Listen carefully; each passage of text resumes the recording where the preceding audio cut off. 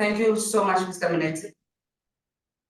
Greetings to all our attendees, speakers, and we also want to acknowledge our Asia specialist, Mr. Minete Chiunda, who will obviously assist us in terms of taking questions after all the presentations. My name is Brenda Phake, and I'm honored to serve as a program director for today's webinar. Thank you all for joining us, and we welcome you all to the CPD webinar. Our agenda for today includes important topics related to maintaining your professional registration and ensuring your compliance with continuing professional development. We will also cover how to claim CPD points and review the current status of CPD within the architectural profession. We encourage you to write your questions as we go along and participate actively. The question and answer session will follow after all the presentations. So we will request that we give the speakers time to go through all the presentations. Then the attendees will be given the opportunity to ask questions. For housekeeping purposes, we have created a poll where you will receive questions. We kindly request that you please answer the questions during the webinar to ensure that we shape the future of the CPD provided by our service providers. In that light, please note that we will be going live, as Mr. Minete has alluded, on Facebook. However, please note, attendees on Facebook will not be awarded CPD. So if you attend on Facebook, you will not be awarded CPD. So we encourage all attendees to log in and attend on Zoom. Only those participating on Zoom will receive the CPD points. In addition, you are requested to attend for the entire duration to enable you to be allocated CPD points.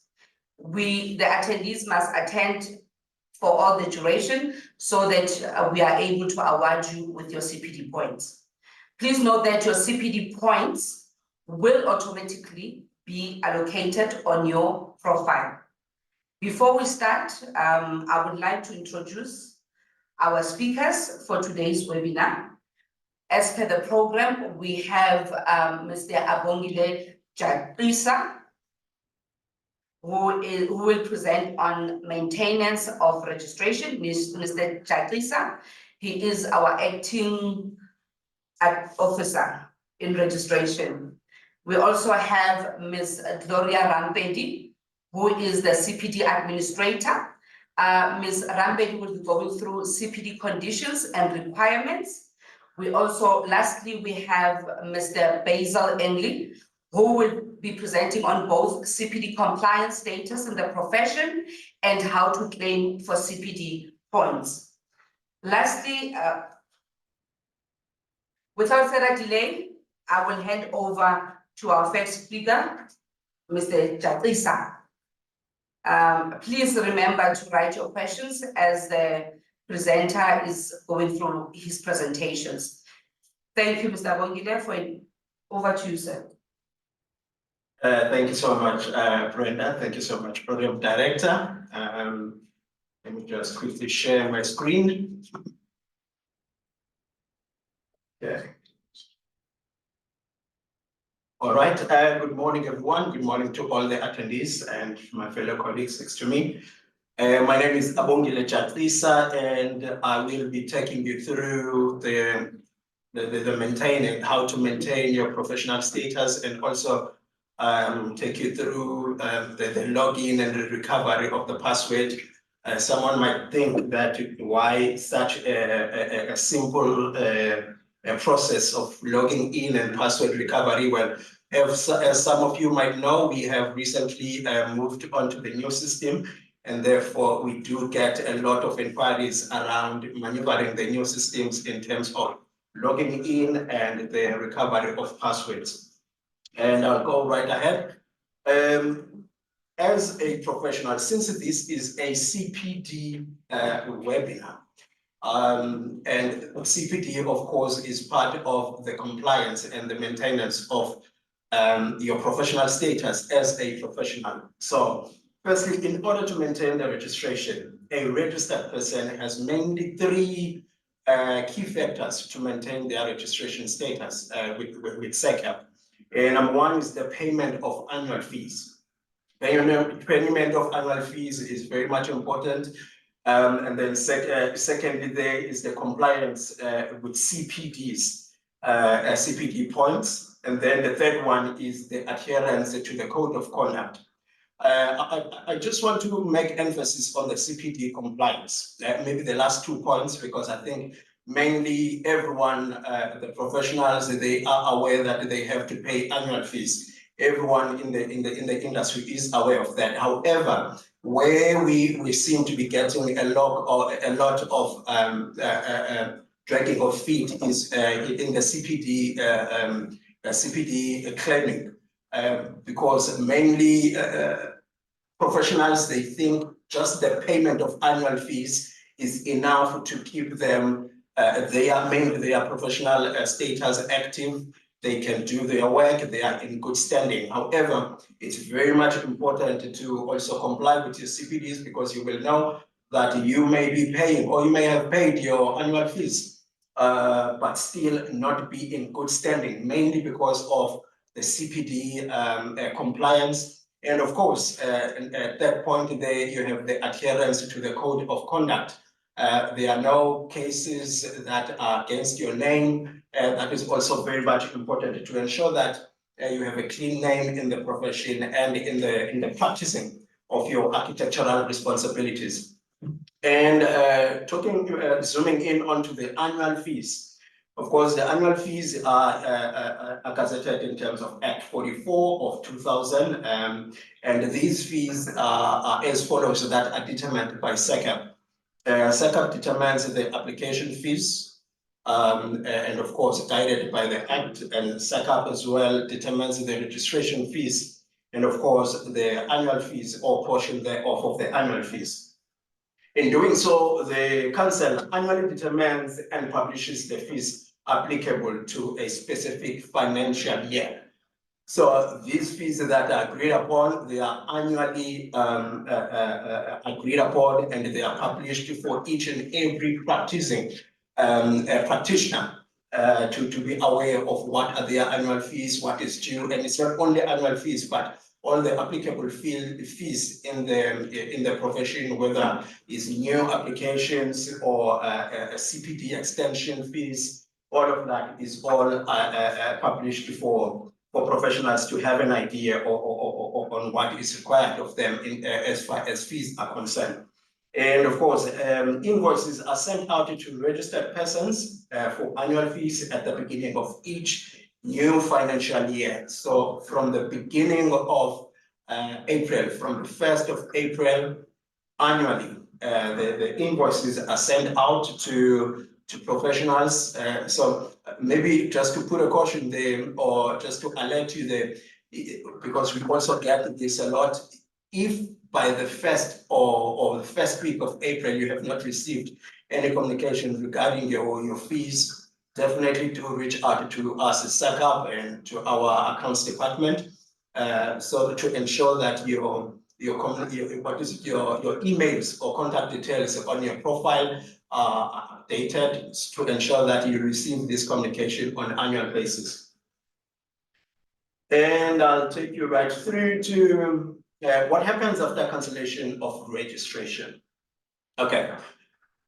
For whatever reason, it does happen that you find that some architectural practitioners, they are deregistered, or their registrations is cancelled.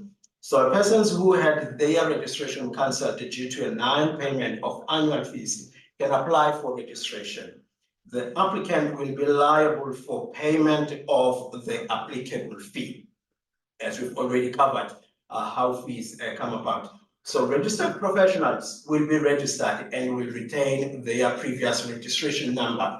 So this means if you are registered and then for some reason you got deregistered, or your registration as professional or a practitioner is cancelled or suspended, when you come back, you will not be reassigned a new registration number, but you will continue using your registration number, because that is more like your identity number as a practitioner in the industry. And then you will be required to obtain and claim 2 categories in CPD points within a year. So the condition that when you are re-registered as a professional and you come back on the database, the requirement is that within that year of being registered, in category 1, which is a mandatory category, where you are mandated to have a minimum of 5 CPD points over the period of 5 years. You must, in a year after being re-registered, you must have a minimum of 2 CPD points in that category, and that is the condition of your re-registration process. And then once this happens, of course, upon your re-registration, you are going to then have access to your previous registration certificate.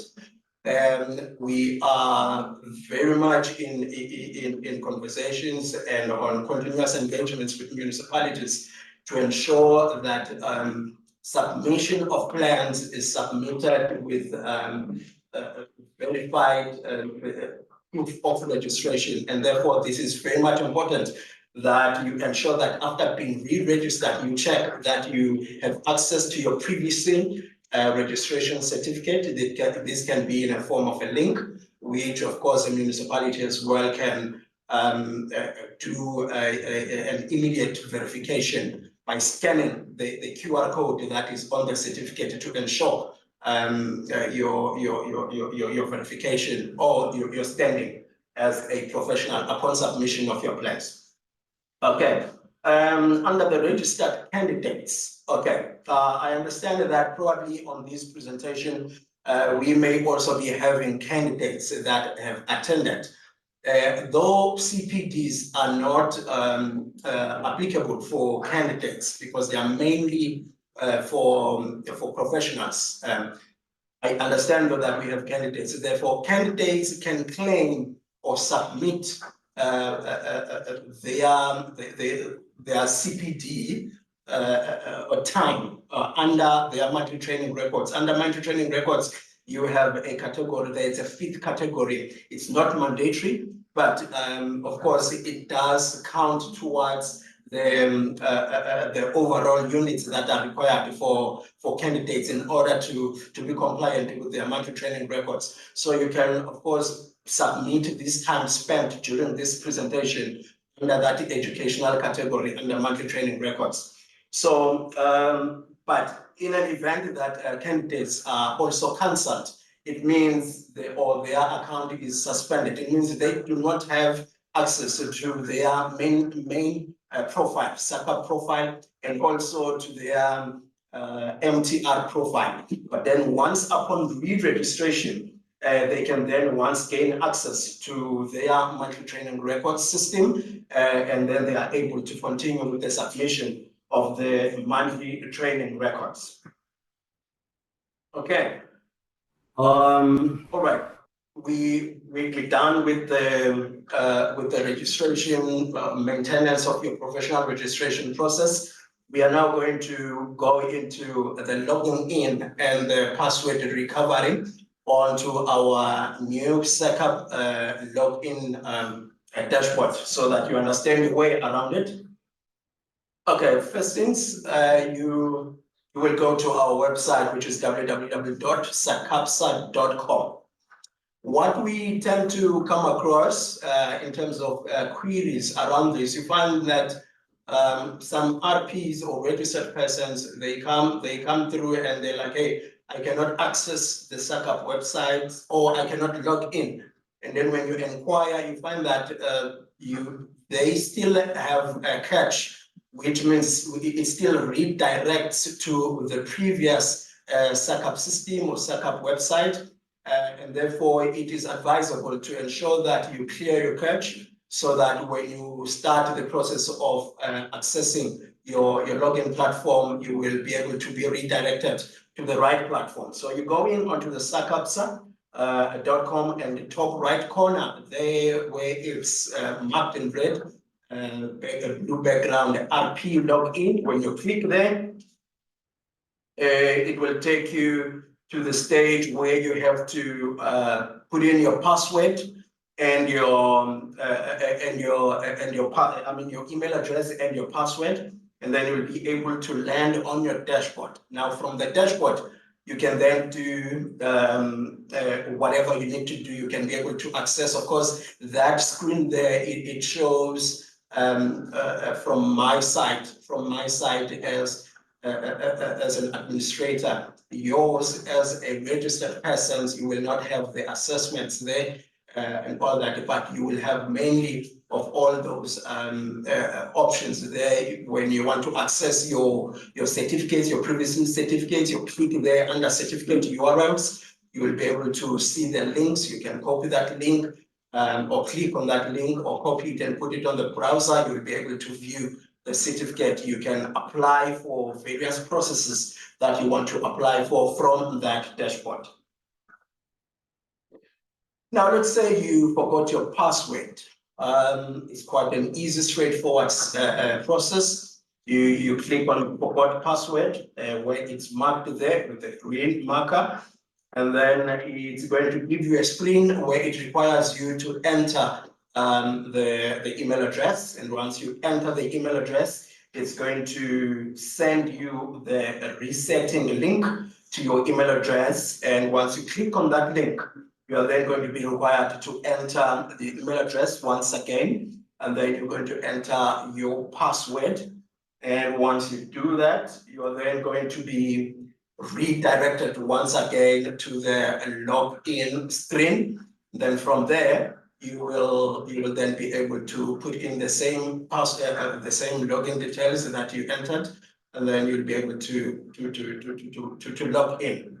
What we normally come across here is that maybe some RPs, you find that when they send the login details, or when they reset the password, maybe there is a delay in the receiving of the link. So in that case, please feel free to give us a call so that we can fast track the process for you, and then you are able to log in onto your profile as soon as you need to. Attendees, that is all from my side. I'm going to take this opportunity and thank you and hand over to the program director, and thank you so much. Thank you very much, Mr. Abongile. As indicated, we will take questions after everyone has presented. We will swiftly then move to Ms. Rampedi. Over to you, ma'am. Thank you, Brenda. Good morning, colleagues, and a very good morning to our registered professionals. My name is Gloria Rampedi, and I am the CPD administrator. Am I audible?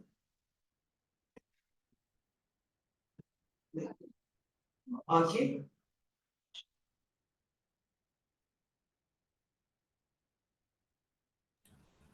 Good morning, colleagues. Good morning, colleagues.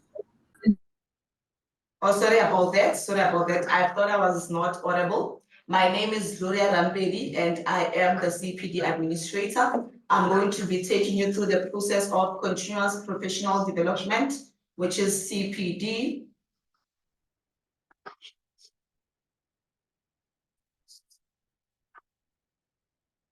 Please give us just 2 minutes.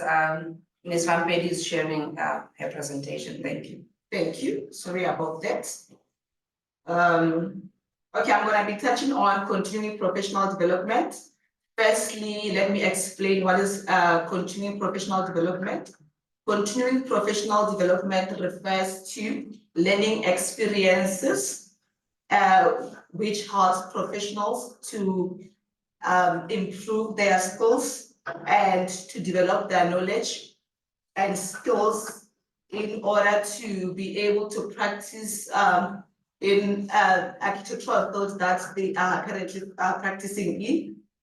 In a simple manner, it simply means that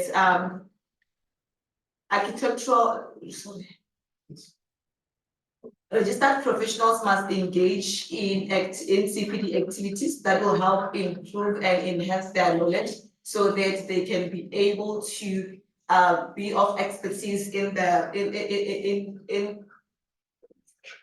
profession. So I hope that's. Let me relax. Okay, continuing professional development.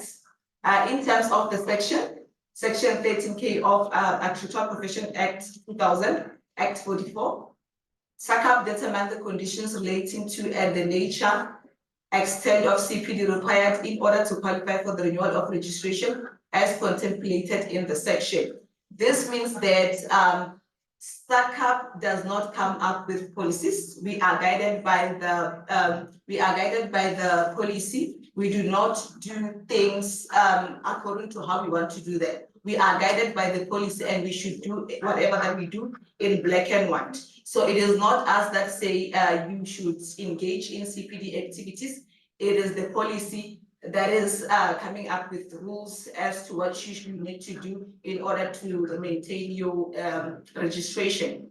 The Code of Professional Conduct states that a registered professional shall regularly engage in continuing professional development and the practice of architecture to enhance and maintain his professional expertise. The relevant conditions are set out in the schedule published in the Government Gazette on 10 February 2023 as the board notice.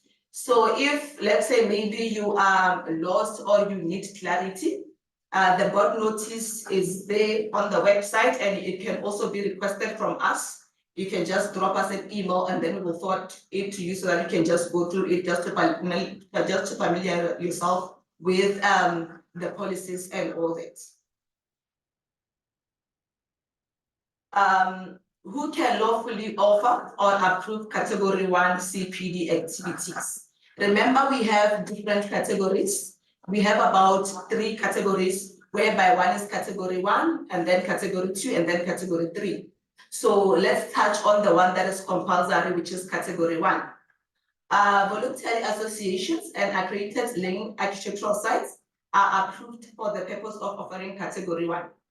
However, voluntary associations can validate, present, and offer Category 1 activities in terms of these rules.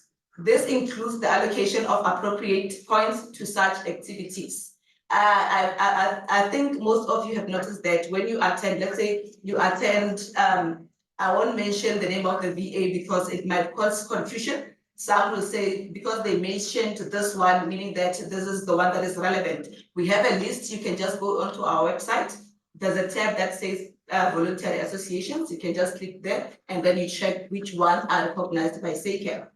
Then your certificate usually has points. It would have 0.1, 0.2, or 0.3. That is what you are going to get when you upload your certificate on the system. Architectural learning sites do not validate. They only present Category 1 activity, meaning that those universities that are listed on our website cannot validate. They can only present. Sorry. Who must undertake CPD?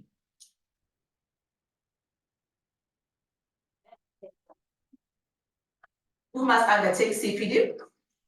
All registered professionals, all persons who are registered in a professional registration are required to undertake CPD in order to renew their registration, meaning that you are in control of your registration and your license, meaning that if you do not attend anything, if you do not do anything, if you do not log onto your profile and upload your activities, when it's time for renewal, when your 5-year lapses, depending, let's say maybe you had a full 5-year CPD cycle, when your 5 years CPD cycle lapse, you will not be renewed if you do not have what is required on your profile.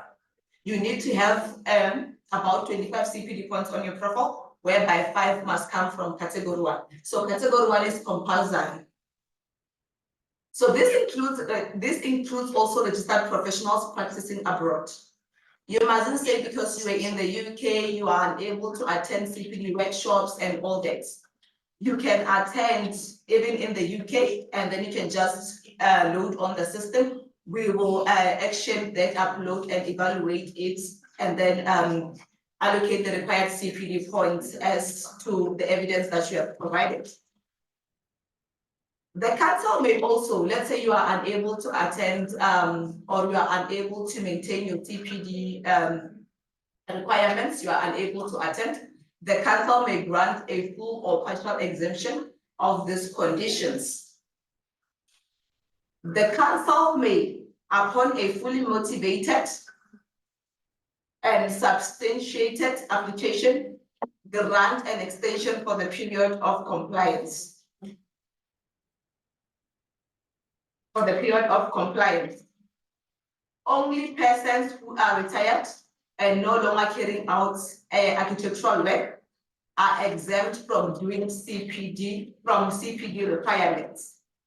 If you are still registered as a professional, you need to undertake CPD activities, because failure to do so, you will be charged with proper misconduct. You will be charged with proper misconduct.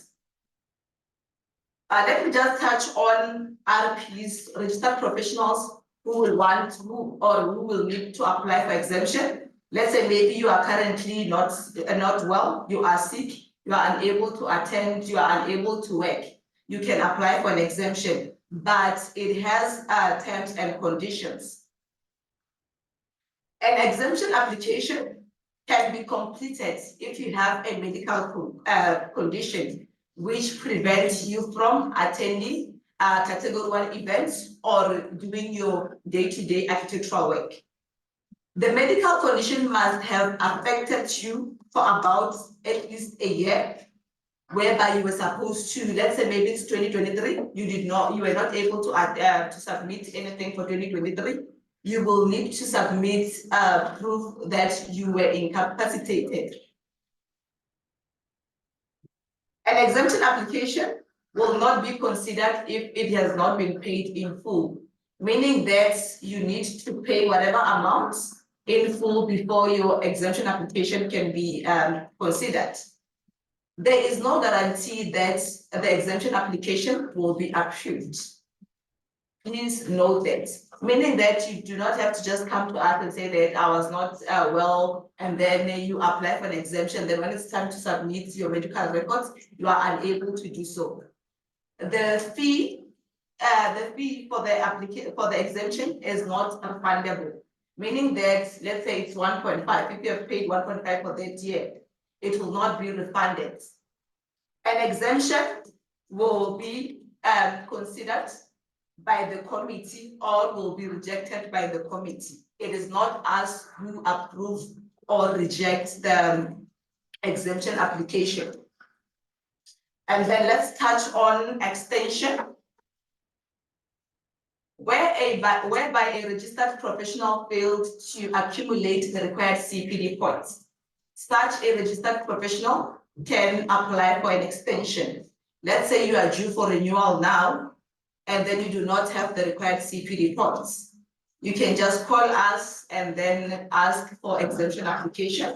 We will email it to you, or you can do it online. Currently, an extension costs about 2,009 rands. That is per year.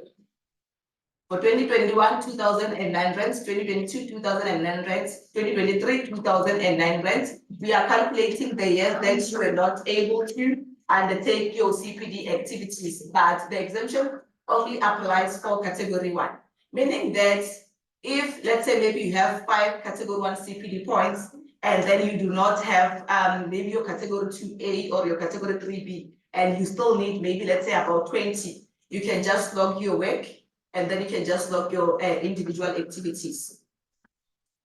An extension can also be applied by those that have applied for re-registration. Let's say maybe you were deregistered due to fees, or maybe you were without work and then you decided to retire. or you decided to cancel your registration. So when you come back on the system, you will apply for re-registration, and then you'll be charged for the registration fee. And then let's say and then you'll be given 12 months to accumulate 2 penalty CPD1 category CPD points. Meaning that this CPD points will, once you submit on the system, they will enable us to at least give you now 5 years, because you, as the condition of re-registration says that you need to submit 2 category 1 penalty CPD points within 12 months of re-registration. So if that 12 months lapses and you still do not have the required CPD points, you can apply for an extension. Then let's touch on the persons that are practicing abroad, the CPD requirements revolving around that. Where a system of CPD is being applied in any particular country, such requirements may be accepted by the council. Meaning that whether you are in the UK, whether you are wherever you are, we will accept the CPD, how they are doing their CPD, and then we will measure them with how we do them in South Africa. Requirements may be accepted by the council, provided that documentary proof of compliance with such CPD requirements is submitted. They may be in the form of certification by the relevant accredited authority in the country concerned. The points earned as set out in point 1 will be converted to be in line with the allocation of points applicable in South Africa. Meaning that in South Africa, if we say 10 hours is 0.1, we will measure that, however, we will check the hours that you attended. If you attended for 10 hours, then 1 hour is 0.1, 2 hours is 0.2, 3 hours 0.3, and so forth. Then they will be allocated as such. If no CPD is undertaken by the registered professional practicing abroad in terms of point 1, he must, upon his return to South Africa, apply for the necessary extension of time for compliance to provide him sufficient time to obtain and claim the required CPD points for the renewal of registration. I've already touched on the extension, but let me just clarify it for you. Meaning that, let's say you come back to South Africa after 5 years. Let's say maybe you left in 2019, just to simplify it.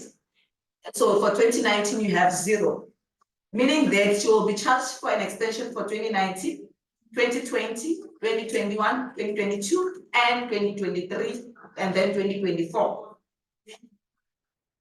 Then you will be given a certificate valid for 12 months.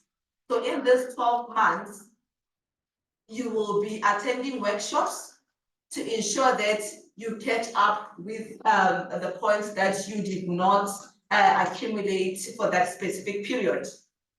Any registered professional practicing abroad may register for CPD courses in South Africa via e-learning, meaning that you do not have an excuse to say, I was abroad and I couldn't attend. You know, technology has improved so much. You can just attend online, and then they will issue with a certificate, then you will just upload on the system, and then it will be evaluated, and then if relevant, and then it will be approved. The necessary CPD points will be allocated. Registered professionals practicing abroad have the option to cancel their registrations and re-register upon the return to South Africa. Meaning that because if you do not cancel your registration, you will be charged the annual fees, and then we also think that you are in South Africa and then you will be submitting your CPD claims on the system.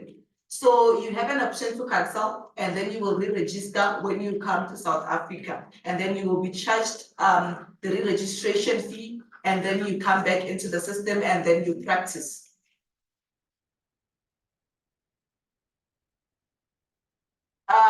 Summary of CPD points, categories and points required.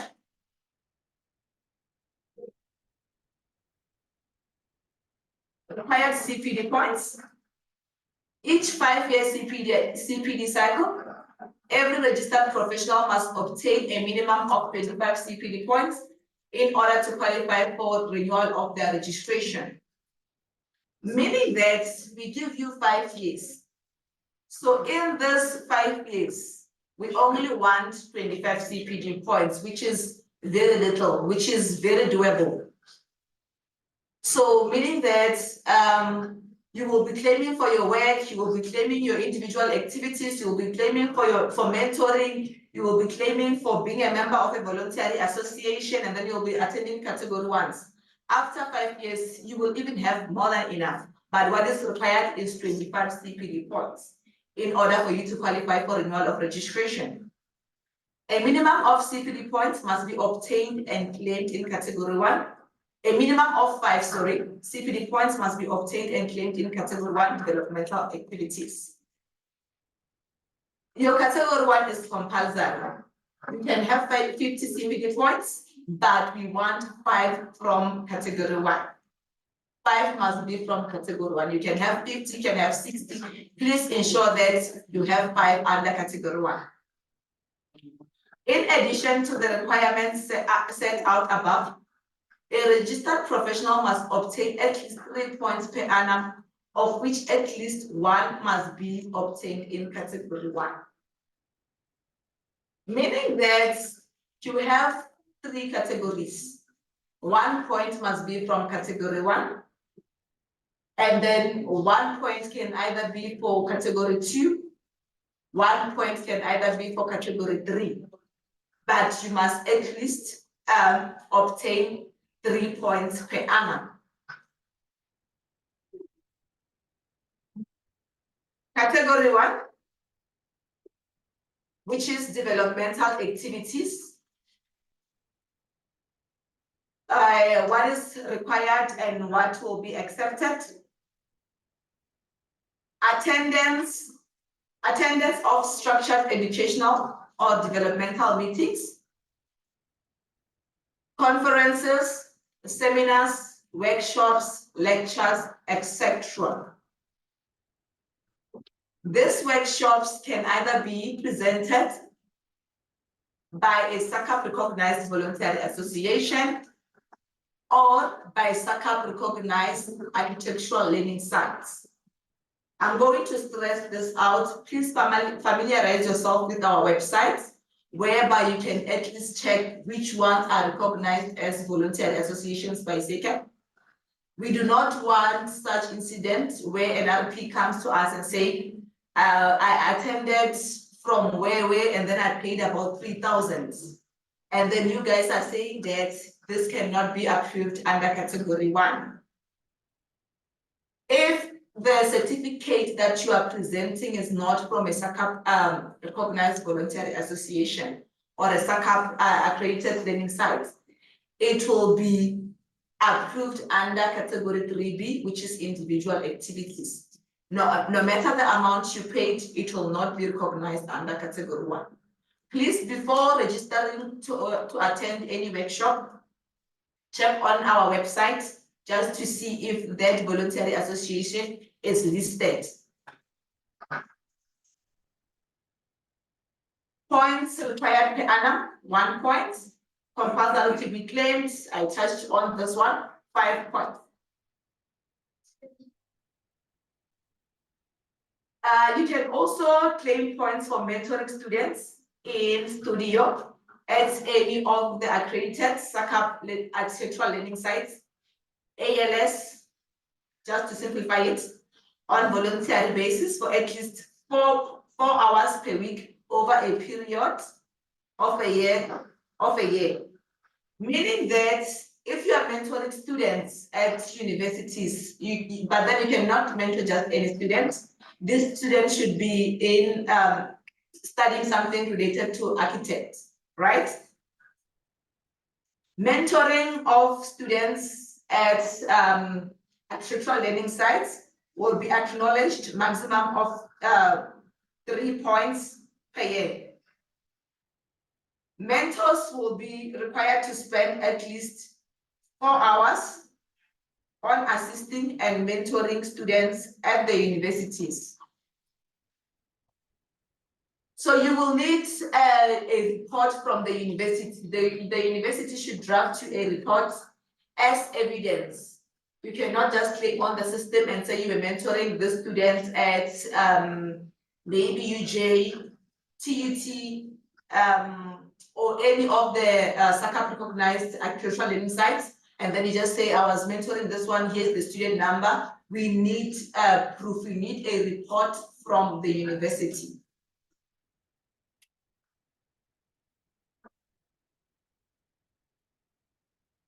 So category 2, which is work-based activities.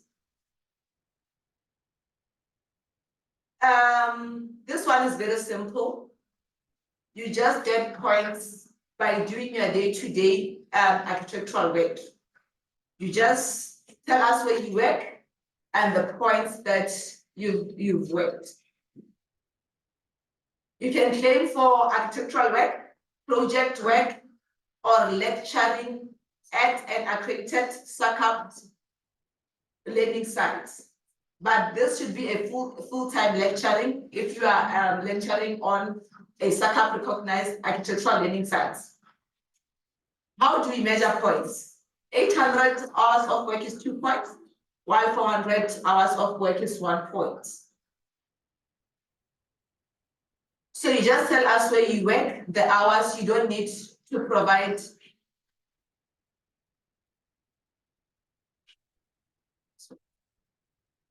disconnected. Yes.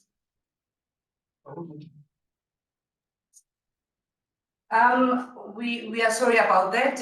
We are experiencing some little technical challenge, but we will project the presentation shortly. We wish to apologize for that, but we are on it. Please accept our apology in that regard.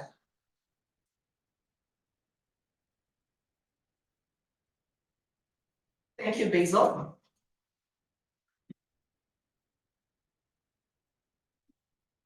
And then category 2, we have 2A, which is architectural work, and then 2B, which is mentoring, in-house mentoring of apprentices registered as such with SACAP, candidates registered as such with SACAP, architectural students as required,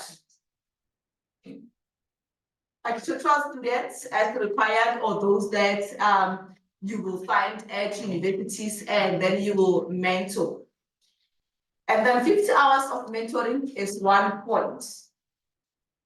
Meaning that if you are mentoring a candidate, you will specify that name of the candidate and the candidate registration number when you are submitting CPD points. So what we will do on our site is we will check if this person is indeed registered with us as either an apprentice or a candidate. And then if we find this person is on the system, and then you will get points for mentoring such a candidate or such an apprentice. Please know that you cannot mentor someone who's already a professional.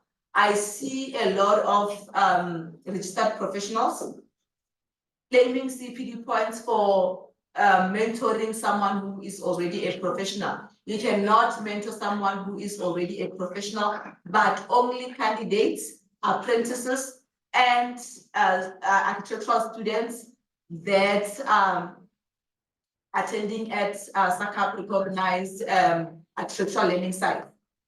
We also have a list of learning sites that you can check. Other colleges or other universities will be rejected as they are not listed as such on our website.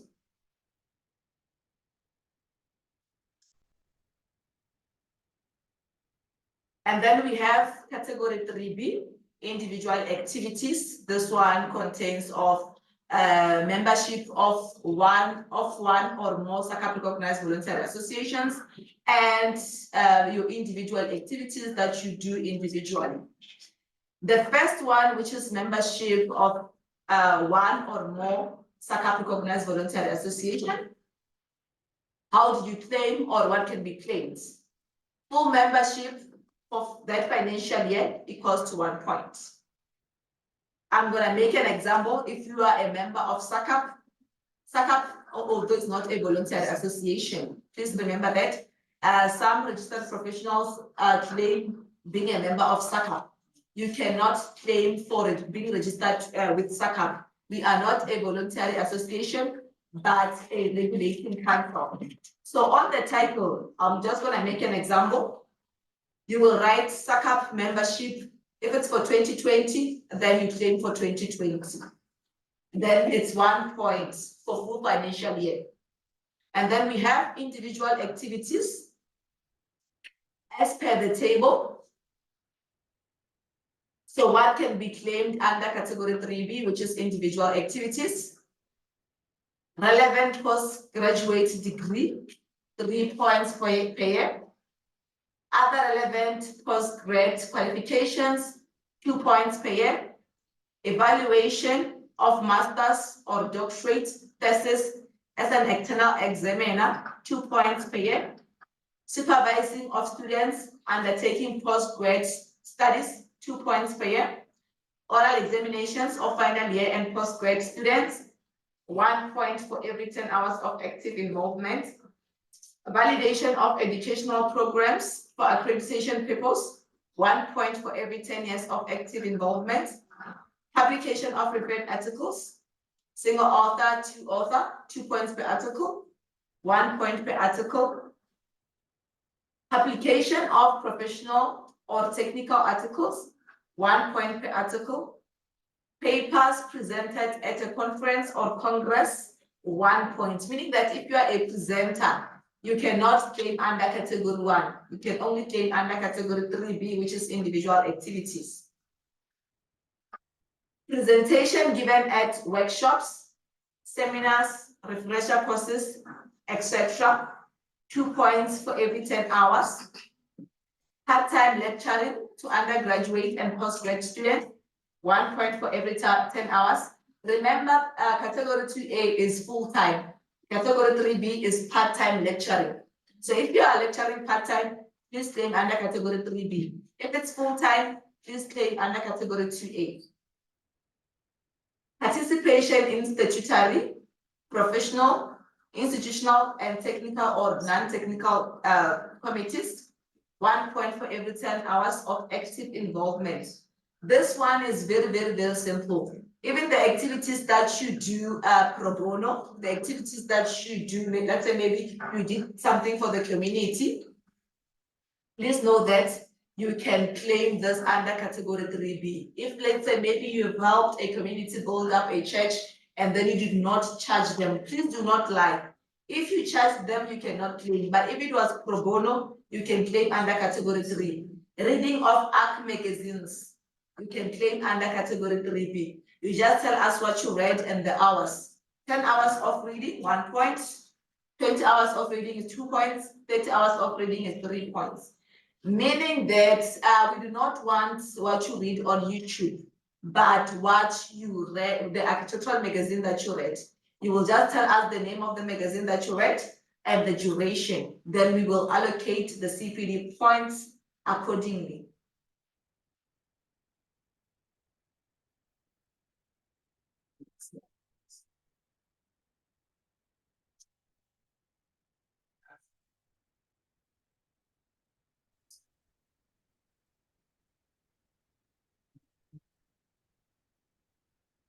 I think on my side, I am done. And then Brenda, over to you. Thank you.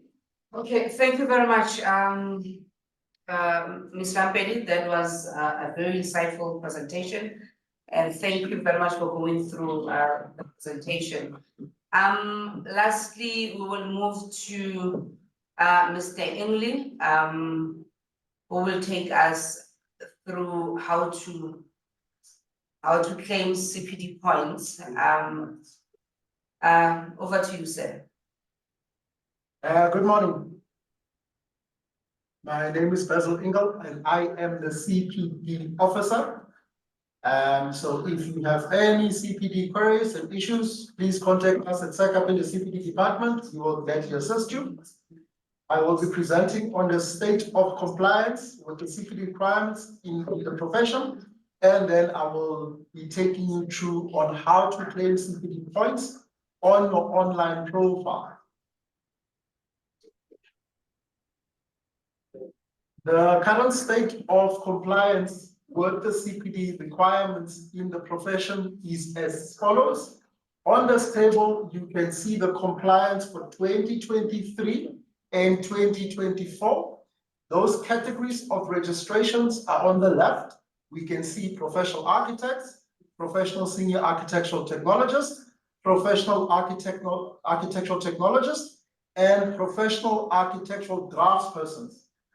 In the yellow, in the table, in the yellow sections of the table, we have the data of the 2023 renewals.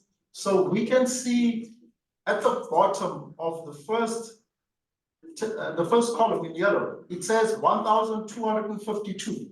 That is the 2023 renewals. So that means there was 1,252 professionals who had to renew in 2023. The next yellow column to the right says 2023 renewed, and that column contains the professionals who renewed their registration in 2023. It's got figures once again on PRR, PSAT, PAT, PAD, and then we've got a total below. So that means of those professionals who had to renew in 2023, 794 have renewed their registration, and they're broken up in those categories, in those values above. Of those professionals who had to renew in 2023, the next column in yellow to the right, are those professionals who applied for an extension and an extension was granted. We can see that a total of 147 extensions were granted for those professionals who had to renew in 2023. We can see that 71 of those were from professional architects, 33 from senior technologists, 15 for professional technologists, and 28 from professional architectural draftspersons. Then on the right in yellow, we've got the total compliance figures for 2023. We can see that we had a total of 941 professionals who complied with the 2023 CPD conditions and that had the registrations renewed. From the total number which had to renew, which was 1,252. So we had 1,252 who had to renew, and only 941 professionals complied. That's for the 2023. The 2024 renewals are the ones that are in green. So the first column is the one that says 2024 to renew. That shows that for 2024 renewals, we had 1,379 professionals who had to renew the registrations, who were made up of 184 professional architectural draftspersons, 134 professional architectural technologists, 280 professional senior architectural technologists, and 781 professional architects. The column to the right in green says 2024 renewed. These are the professionals whose registration has already been renewed for the 2024 renewal. We can see that a total of 329 professionals. So registration for 2024 has been renewed. We can see that they are made up of 30 professionals who were registered in the category of professional architectural draftsperson, 18 professionals in the category of professional architectural technologists, 69 professionals in the category of professional senior architectural technologists, and 212 in the category of professional architects.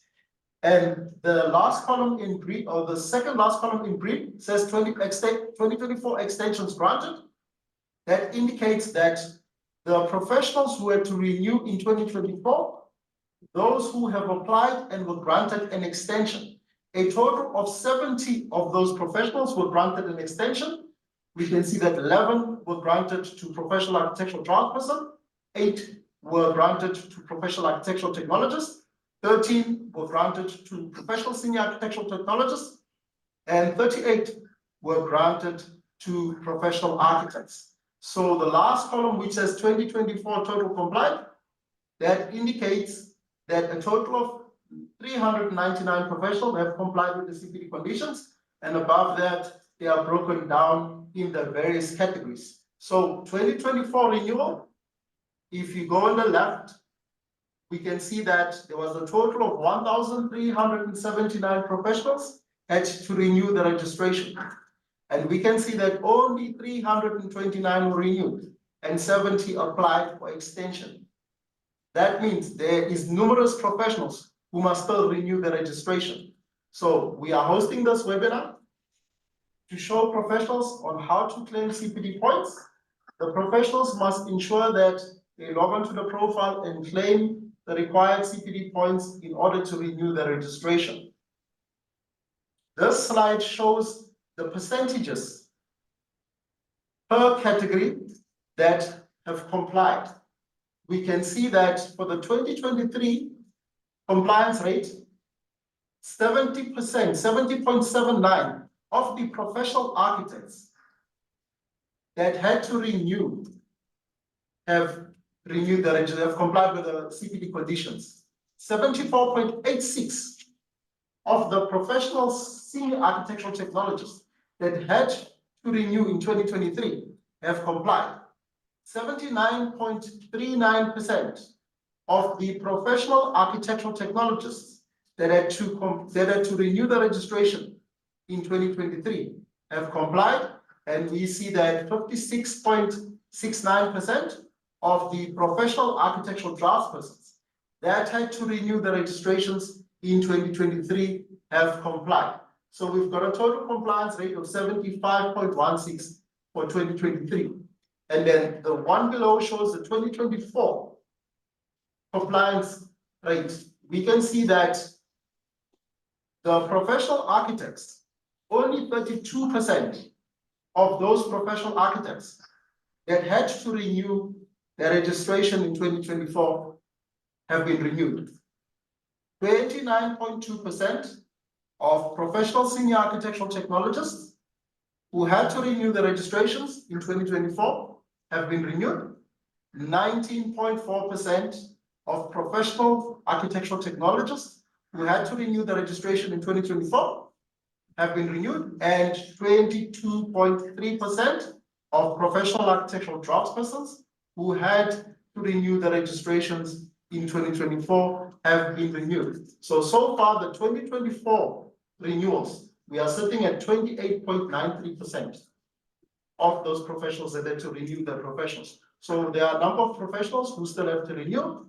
That's why we are requesting you, please make sure that you comply with the CPD requirements and make sure that all the required CPD points have been claimed on your online profile to ensure that your registration is renewed. Now I will take you through to the next slide, which is how to claim CPD points on your online profile. Earlier, you would have heard that my colleague was touched upon the required CPD points. She indicated that on an annual basis, you are required to claim a minimum of 3 CPD points, of which 1 must be claimed from category 1. That is on an annual basis. Over the 5-year cycle, she indicated that you will be required to obtain a minimum of 25 CPD points, of which 5 CPD points must be obtained from category 1. So you've got a requirement on your CPD points on an annual basis. You've got a requirement on your CPD points over the 5-year basis. Those professionals who have been deregistered and have applied for re-registration, they have a CPD requirement which requires them to obtain 2 category 1 CPD points within 12 months of the re-registration date. The certificate that is generated is only valid for 12 months. So please ensure that you undertake CPD events. Make sure that you claim the required CPD points on your online profile. Right. To log on to your online profile, my colleague Abongile touched upon it. you must log on to your online profile. You enter your username, which is in a form of an email. Then you enter your password, and then you click on login. Once you are on your online profile, there is a tab on top that says CPD. So click on CPD. Once you've clicked on CPD, this screen will load. Then you will see that below in the middle, it says upload CPD points. The highlighted area in red is a button which is active. So click there. It says click here. So click there in order to upload CPD points. It will present you with the following slide. On the right, you will see that there's a button which is highlighted in red and it says add new. That is the button that you click to add additional claims on your online profile. On the left, we can see that highlighted in blue is a tab which says current. That tab shows you your current points. The one next to it on the right says archive. Then we see awaiting approval. Then we see awaiting remediation. We see rejected and we see statement. And above that, we can see there's a blue box which says current points.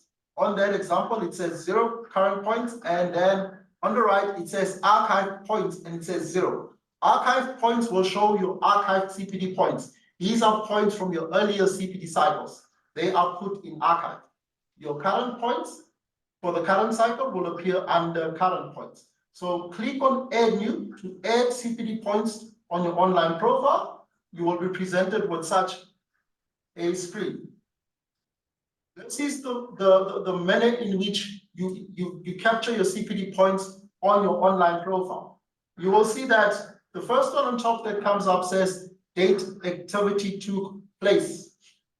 For example, if you are attending this webinar today and you had a certificate, you put today's date in the date when the activity took place. So for category 1, that date when activity took place is the date on which the category 1 event took place. If your event occurred over multiple days, enter the last date on that certificate as the date on which the activity took place. So for example, if your event took place from the 1st to the 3rd of February, you enter the 3rd of February 2024 in the date on which the event took place. The formatting of the dates is year/month/date. For example, you can type it in or you can use the calendar. You can type in there 2024/02 for February /03 for the 3rd of February 2024. The title of CPD, that is the name of that CPD event. So you put the name of the CPD event in title for category 1. The category, you click on a drop down and then you will select category 1, category 2A, category 2B, category 3A, or category 3B. All those various categories of CPDs are available under the CPD category. So you select that one, and then in points, you put the value reflected on that category 1 CPD certificate. In the fields that says CPD attachment, it says choose file. It will allow you, you can click that, it will allow you to then choose your attachment. So then it opens up a second window and then you navigate to your attachment and you click on it and you click OK. Then you will return to the screen and you will see that it shows an icon to show that your attachment is attached. Then the activity code for category 1 purposes, you enter the name of the voluntary association that validated the event for category 1. For example, if you attend one of the events from the SECAP recognized voluntary association, in activity code, put the name of that voluntary association in activity code. We will not go through the various voluntary associations because there are a number of them that present category 1. In activity code, it is only required for category 1. For category 2A, 2B, 3A, 3B, leave activity code empty. If you're not sure what to put in activity code, leave it empty. When we evaluate your submission, we will pick it up and add it on there. And then your expiry date, that is the date on when your certificate expires. That goes in expiry date. So once you've completed all that, you can click on submit. Once you have submitted your claim, you will see that the system will take you to awaiting approval. That means that you have successfully submitted your category 1 claim, and you will see that awaiting approval is now highlighted. And below you will see the category 1 which you have submitted, and you will see the respective points and the date, and it will allow you to view it or to delete it. So if you've made a mistake, you can either view it, make amendments and resubmit, or you can click on delete. Once we in SACA evaluate your submission and we approve it, then it will move from awaiting remediation to the tab which says current. So if you log onto your profile and you note that your points are no longer reflecting under awaiting remediation, that means they have either been approved or they may have been remediated or rejected. So that means you will have to look under current and see if they're there, or look under awaiting remediation, or look under rejected. The awaiting remediation tab shows your points which were evaluated, and we found that there was something lacking, or we needed clarification or additional information, or we wanted a certificate.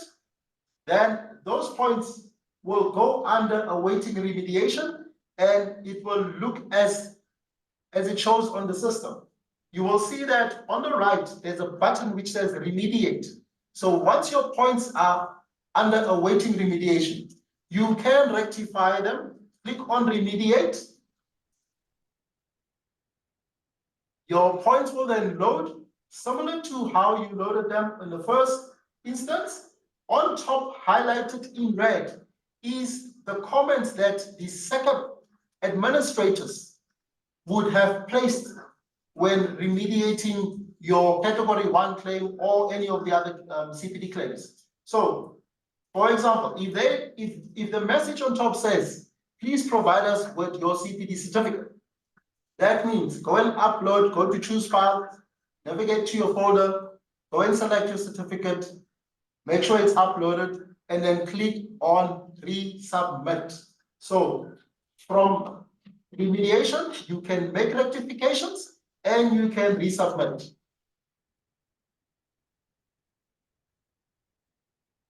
Once you resubmit, the points will move from awaiting remediation to current. This next tab is for points which have been rejected.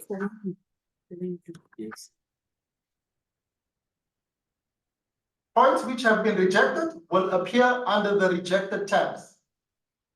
For a number of reasons, one of them which may be, for example, you are claiming that you are a member of a SACA recognized voluntary association, and you are claiming, you are inserting there that you are a member of SACA. You're claiming 1 point for the period of 2024. SACA will reject that, and they will indicate that SACA is not a voluntary association.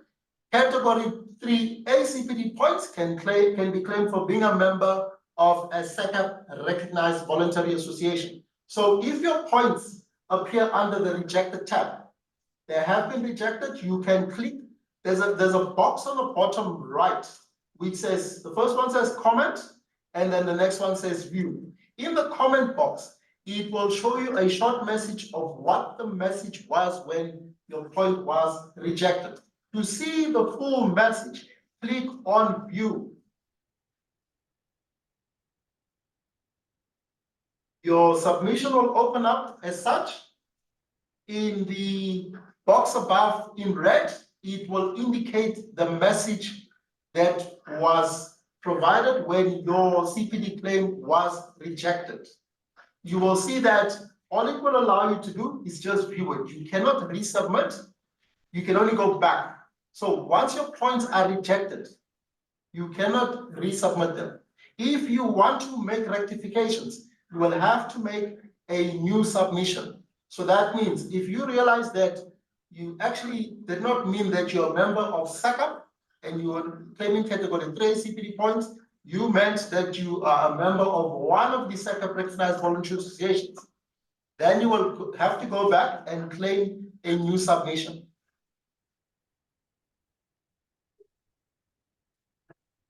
Now, once you have claimed your CPD points, you will see that we previously went on the tab that said upload CPD points. The tab on the left says CPD statement. That means that is where you can see a statement of your CPD points. You can access your statement by clicking there where it says click here under CPD statement.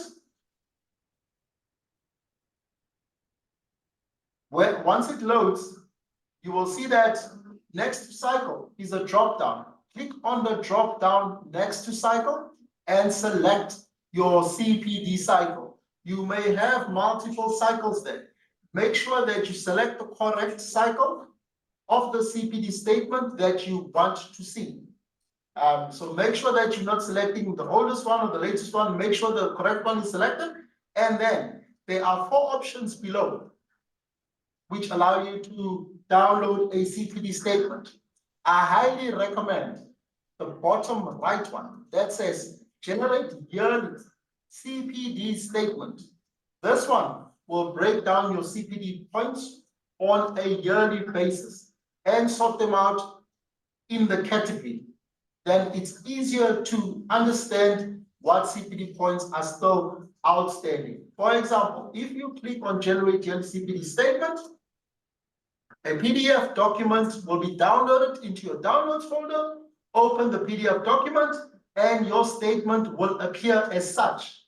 We can see on the statement that it indicates your name, it indicates your CPD cycle, and it indicates a date when you downloaded the statement. On the statement itself, we can see that it indicates the current cycle, then below it indicates category 1 going horizontally, then category 2A going horizontally, 3A, 2B, and 3B. These are those 5 categories of CPD. We can see that category 1, it says, for example, 2019, you've obtained 1 point in 2019. 2020, you've obtained 2 points. 2021, 1 point. 2022, 1 point. 2023, 2 points. On the total, it says for category 1, you've obtained a minimum of 7 points. We can see the points for category 2A. We can see on this example, there's a maximum of 10 points claimed, 2 for each year. We can see category 3A, membership of a SACAP recognized voluntary association. There is 4 points, and they are from 2019, 20, 21, 22. We can see that 2023 was not claimed. And category 2B is for mentoring. We can see that 1 point was claimed in 2019, 1 point was claimed in 2020, 2021, 22, 23 for mentoring, nothing was claimed, and our total is 2. 3B, which is the individual's activity, we can see an example that 1 point was claimed for 2019, 2 points were claimed in 2020, 2 points were claimed in 2021, and 2 points were claimed in, 3 points were claimed in 2022, 1 point was claimed in 2023, giving us a total of 9. So on this summary or statement of CPD points, SACAP says, over the period of your 5-year cycle, you are required to obtain a minimum of 25 CPD points, 5 of which must be from category 1. We can see that this individual has obtained 7 category 1 points. On an annual basis, SACAP says a minimum of 3 CPD points must be claimed per year, of which 1 is from category 1. We can see 2019, this individual has obtained 6 points. We've got that minimum of 1 category 1. 2020, we've met the annual requirements because we've got 8 points, 2 from category 1. 2021, we've met the annual requirements. We're sitting at 6, 1 of which is from category 1. 2022, we're sitting at 7, 1 point is from category 1. 2023, we are sitting at 5, 2 points from category 1, giving us a total of 32 CPD points, 7 of which are from category 1. Now, such an example, this individual complies, and this individual's registration can be renewed. So once that individual's registration has been renewed, the individual will be sent a confirmation of renewal of registration notice by form of an email which is specified on his online profile. Therefore, it's critical, make sure that your email address on your online profile is always up to date to make sure that you will receive these various communications from SACAP. You will see that there's a tab that says update my details. You can click on that one, then you navigate to your various tabs and update your details and click on update, then it will update your particulars on your online profile. Once your registration has been renewed, or if your registration was renewed and you just want to obtain your certificate, there is a tab on the top of the website that says certificate URLs. Click on certificate URLs. You will be presented with such a screen. This tab contains links to your various certificates. We can see above there are various tabs, which is what I indicated that you can update your particulars. So you can go through your profile, biographical communication, update your cell phone number, your mobile number, your email address, and so forth. But regarding the privy seal and certificates, we will see that they are on the system. It makes provision for 3 different certificates. The first one on top that comes up is called a good standing certificate. So on the first link that says good standing certificate URL, and it begins with HTTPS, that is active. You can click on it and it will display your SACAP certificate. The good standing certificate, if you click on that link, it will load your good standing certificate. The next one says registration certificate. The link that begins with HTTPS, which is highlighted in red, is active.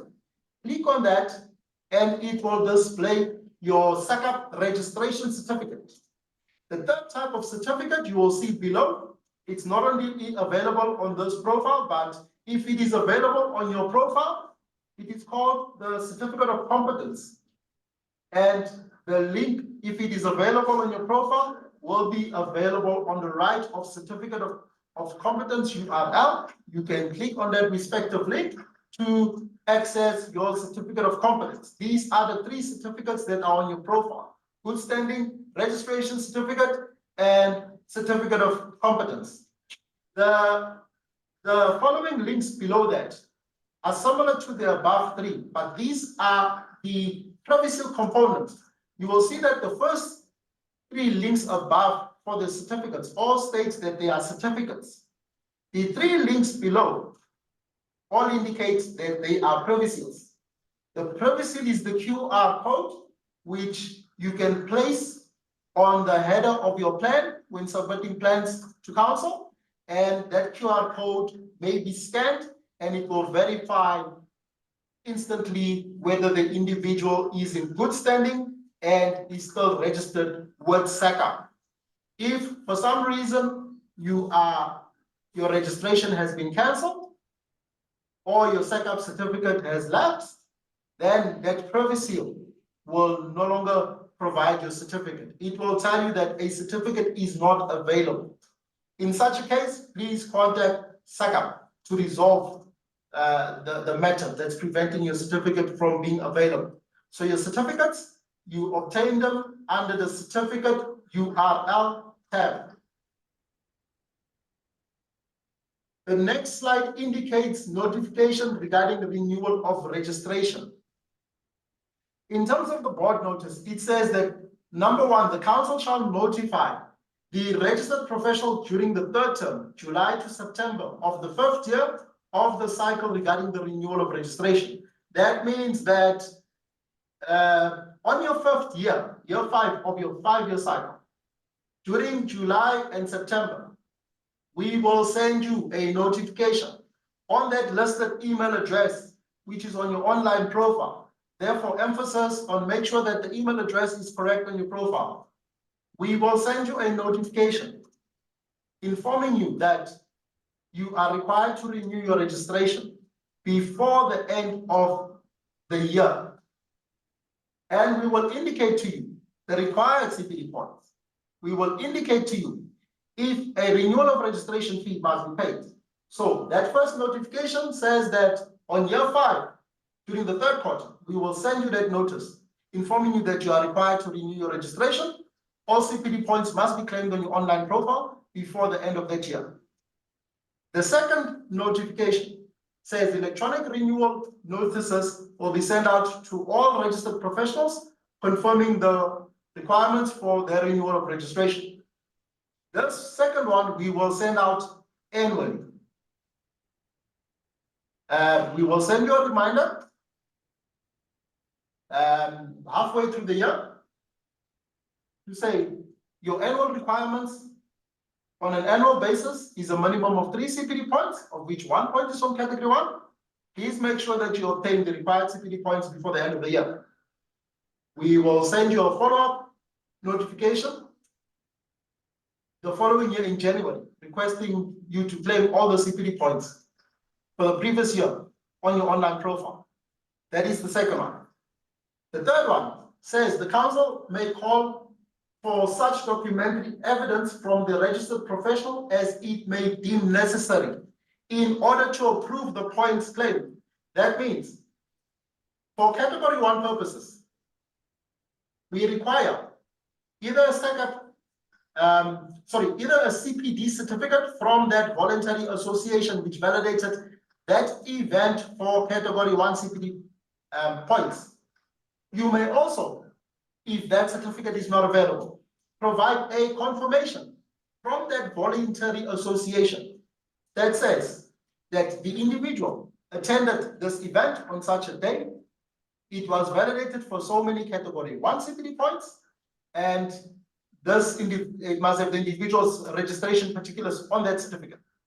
It must indicate as well which voluntary association validated that event. If you do not have that CPD certificate, or the voluntary association is not able to provide you that CPD certificate, then they can provide you with that confirmation letter, and that will be submitted on your online profile. And based on that, remember that confirmation letter must come from that voluntary association that validated that event. We can approve that claim. That also means that should we feel that you have not provided us with sufficient information, we may go back to you and say, look, please provide either more information or provide clarity. That does not mean that we don't want to approve your claim. We're simply requesting additional information. Once you've provided the additional information, then in most cases, if you have provided the correct information, your claim will be approved. That relates to number 3. Number 4 says, if the council is satisfied that the registered professional has met the requirements for the renewal of registration in terms of CPD, the council must indicate such decision on its register within 30 days of making the decision. It must inform the registered professional of such decision and of the fact that his registration will be subject to these rules and be valid for the next 5-year cycle. That means once we have evaluated your submissions and you have made all the necessary payments, once you comply, we will renew your registration. We will send you an electronic notification to your listed email address on your online profile, indicating that your registration has been renewed and your updated certificate is available on your online profile. That will stay on your online profile, indicating that your registration has been renewed. If for some reason you have not complied, we will require you to claim your CPD points on your online profile. We may advise you to apply for an extension. That means that you must apply for that extension and upload all the necessary CPD points. The next slide pertains to non-compliance with these CPD conditions at the renewal stage. That means once your 5-year cycle is up, and SACAP requires you to provide the required 25 CPD points over the 5 years, 5 of which must be from category 1. If at that point you have not obtained the required CPD points, we can see number 1, it says if the registered professional has failed to comply with the requirements of these rules. Council must within 30 days inform the non-compliant registered professional of the fact. Number 2, it says such a registered professional must apply for an extension of period of compliance. Such an extension will afford the registered professional until the end of the calendar year. That is important, until the end of the calendar year, to ensure that they meet the requirements for the renewal of registration. It goes on to say no application for extension will be considered without the necessary application and proof of payment of administration fee having been submitted. That means if you have not obtained the required category 1 CPD point within your 5-year cycle, you must apply for an extension. There's an extension application form which you have to complete. You need to pay the extension application fee in order for that application to be considered. If you apply and you do not make payment, it will not be considered. Then number 3 indicates, before we touch on number 3, I want to stress the part of number 2 that says this, the extension will be granted until the end of the calendar year. That means that if your registration had to be renewed on the 1st of January 2024, for example, and by the end of 2023, which would have been the 31st of December 2023, you were required to have submitted all your CPD points for that 5-year cycle. You were required to obtain 25 CPD points, of which 5 is from category 1. For argument's sake, let's say you only had 3 category 1 CPD points. The extension will only be granted until the end of 2024. That means the 31st of December 2024. You will then be required to obtain the outstanding 2 category 1 CPD points. Remember I said in the example, for example, if you have 3 category 1s for that cycle, that means you still have 2 outstanding.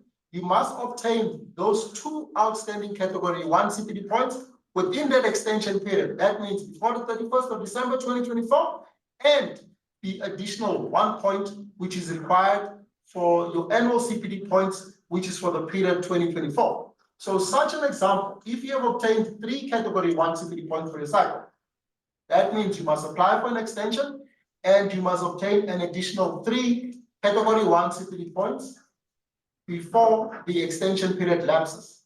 2 of those points will then be moved back from the period of 2024. That will be moved back to the previous year, which is 2023, thereby giving you the 5 category 1 CPD points for that cycle. And the balance of 1 will remain in 2024. That is the CPD point for 2024, your annual point for category 1.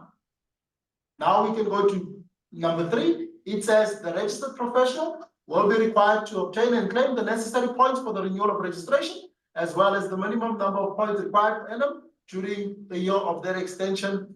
The extension is granted for. That's exactly what I was explaining. Number 3, that once you apply and the extension is granted, make sure you obtain first that which is outstanding for your cycle, and then that which is required for your annual CPD points. So that means you must catch up on your annual points and that which is outstanding within that extension period.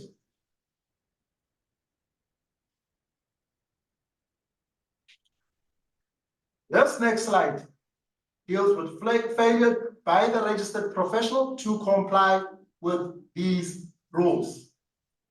The first one indicates that any registered professional who fails to undertake CPD activities or to comply with these rules shall be charged with improper conduct for failure to comply with Rule 2.7 and the provisions of Section 27.3, 28, 29, 30, 31, 32, and 33 of the Act apply mutatis mutandis in respect of such persons. It clearly states it there. If you fail, undertake CPD activity or comply with the CPD conditions, you shall be charged for improper conduct. The one below says a registered professional found guilty of failure to comply with Rule 2.7 by a duly constituted disciplinary tribunal shall be fined in terms of Section 32(3)(2) of the Act. The fine is calculated in terms of the Adjustment of Fine Act of 1991, Act number 101 of 1991. It is in accordance with the ratio of 1 year imprisonment. The ratio of 1 year imprisonment is 20,000 rand. The ratio is based on Section 92 of the Magistrate Court Act 1994, Act 32 of 1994, read with government notice R1411 GG 19435 of October 1985. So professionals and everybody present, that means there are consequences for not complying with CPD. It is compulsory for all SACP registered professionals to comply with CPD conditions. SACP tries to meet you halfway, and SACP says, we will offer free Category 1 CPD events throughout the year to enable you to obtain the required Category 1 CPD points. The voluntary associations which are recognized by SACP are also required to offer at least one free Category 1 CPD point per annum. So that means you should be in a better position to comply. This CPD event, which you are attending currently, is for 0.4 Category 1 CPD points. There is another event, which is a survey, which was for 2 Category 1 CPD points. Complete that survey, that will earn you 2 Category 1 CPD points. SACP tries to meet you halfway, and we try to make sure that you comply by attending these various webinars. Please make sure that your details are updated so that you can receive these notifications on these various webinars. And it will indicate if they carry Category 1 CPD points. The next slide is on the CPD requirements for professionals whose registration has been cancelled due to non-payment of their annual fees. My colleague Abongile touched upon it earlier on. And you will see that on number 1, it indicates that if the registered professional's registration has been cancelled due to non-payment of his or her annual fees, the registered professional must apply for re-registration and may not practice their profession until they've been re-registered. It goes on to number 2 to say such registered professional must accrue and claim at least 2 penalty CPD points in Category 1 within 12 months of re-registration. That means that your condition of re-registration is that you must obtain 2 Category 1 CPD points within 12 months of your re-registration. So once you have been re-registered, your certificate will only be valid for a period of 12 months. That certificate will be extended once you have provided the CPD points which are indicated in number 2. The 2 Category 1 penalty CPD points which are required within 12 months of your re-registration date. Once you have met this condition, then your certificate will be extended to your 5-year cycle. Number 3 indicates that these points are required in addition to the points normally required per annum. That means if you apply for re-registration and you were previously cancelled for non-payment of annual fees, you must obtain 2 Category 1 CPD points within 12 months of your re-registration. And within that 12 months, you must also obtain the annual CPD points for your cycle. For example, if you have been re-registered on the 1st of January 2023, your certificate will be valid for 12 months. That means okay. However, you want to do it, send it to me and then I'll polish it before you send it out. No, sure. That means that for the period of Oh, it was 2023, called with Sakap thing. It's not clear. Okay, It was oh, not yeah, clear. no, don't I thought you were taking out man. I was like, oh, okay, Huh? bring it here.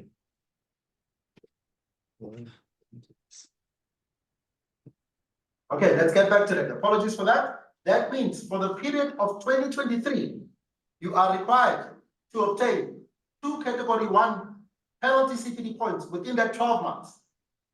You are also required to Yes, obtain did you one call more me? point, which is for the period of 2023. Yes, That means in yes, it's 2023, from Andile, Yes, we received it. Sure. that means in Okay, let me call 2023, here. you must obtain 2 penalty points and 1 more point for category 1, which is your annual CPD point for 2023. How did I In open 2024, that becomes your second year. You require 1 category 1 point from category 1 for that year. And every year subsequent to that, 1 category 1 CPD point per annum. So that means number 3, the points are required in addition to the points normally required per annum. You must obtain your 2 penalty points and then that 1 point for that year. That's the example of 2023 re-registration, which I indicated.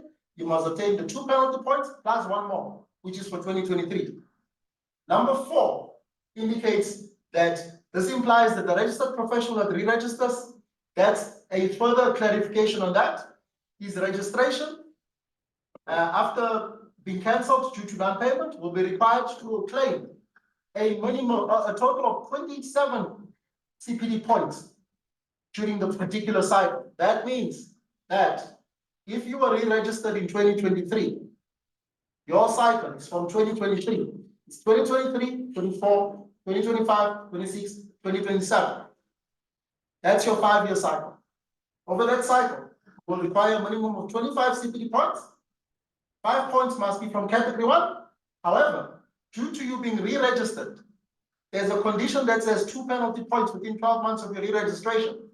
That requires an additional 2 category 1 points, taking you to a total of 27 CPD points in total, of which 7 must be from category 1. That's what number 4 indicates. Now, number 5 indicates that in addition to the original registration date, a current registration date, that's your date of re-registration, will be noted on your profile. The 5-year CPD cycle will be determined by your current registration date. That means once you have been re-registered and you start, that's when you start your CPD cycle.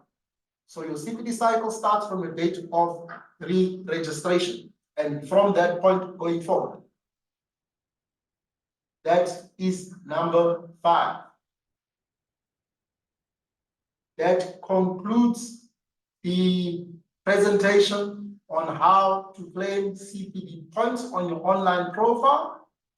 If you still do not understand how to claim CPD points, this presentation will be shared with all professionals. And if you still do not understand it, you can contact us.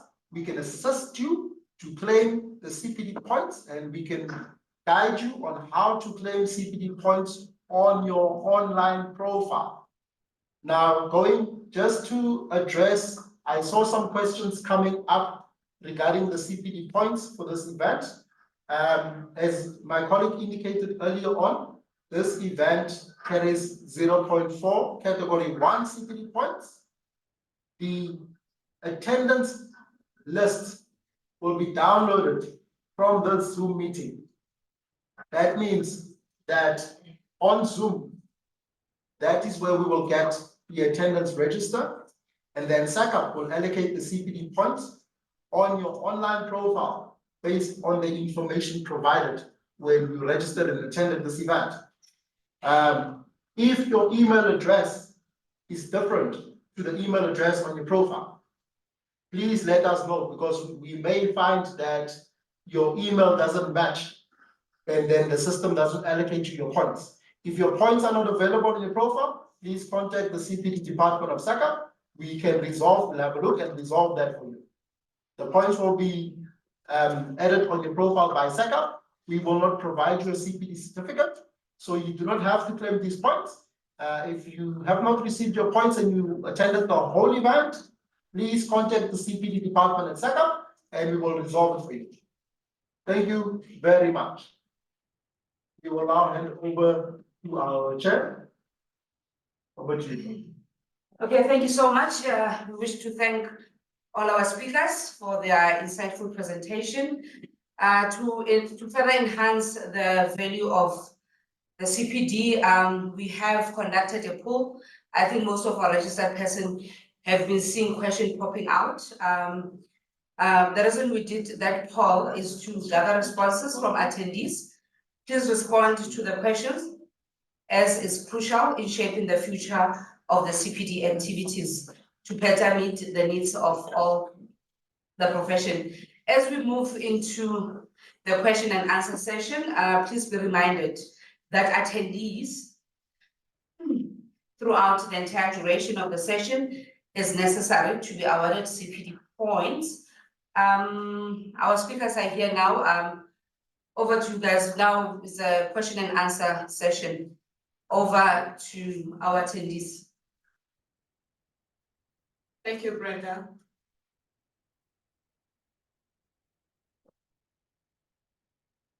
I think we can now start with the questions.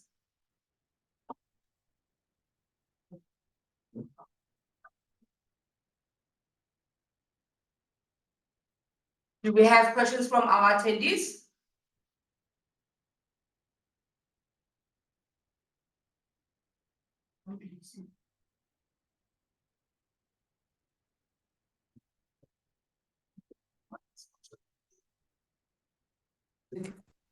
Brenda, yes, we do have so far 5 hands, so I will ask them. You can check on the screen there. So we're gonna start with Shepard Shehed, Banton, followed by George Dennis, followed by Motabi, followed by Angel, followed by Don, Kashleko, Mario, Helen, Thomas, Stefan, in that order.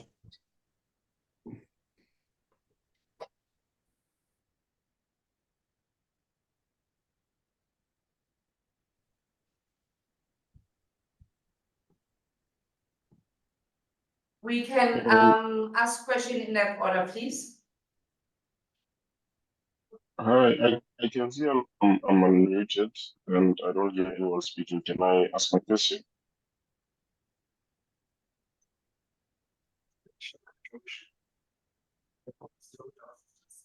You are not audible, sir. Okay.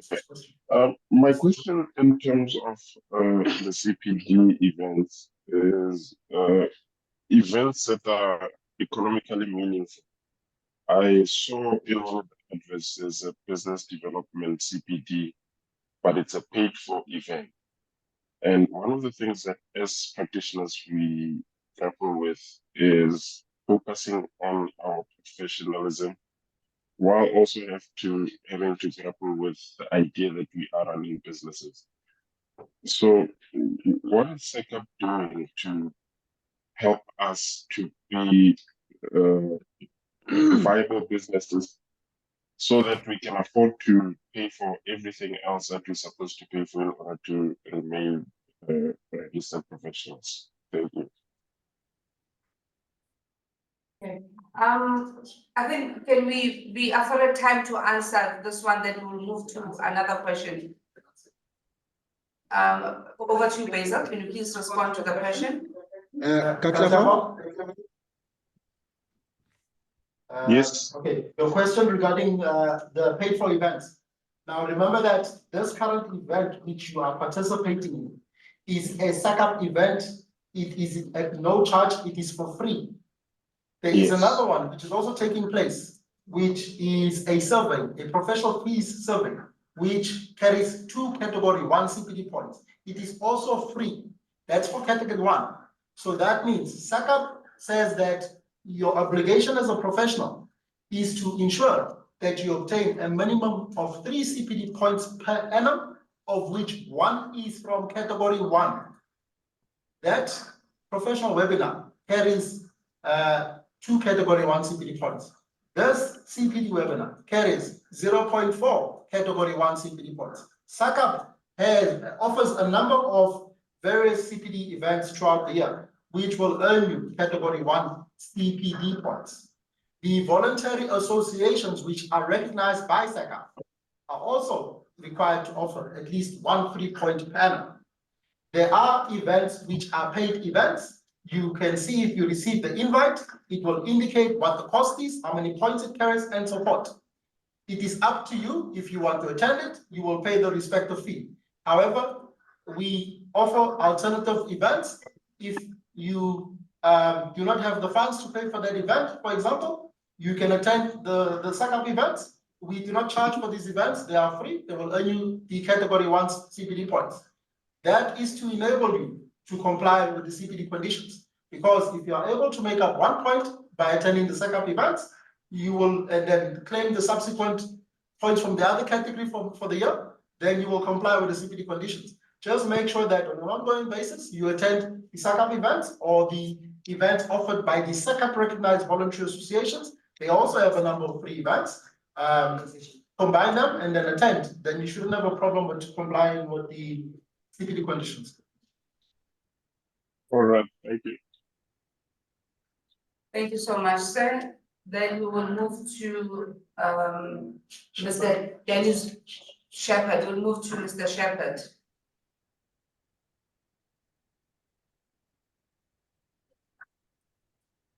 Shahid. Oh, I see Shahid. I'm so sorry for Mr. Shahid.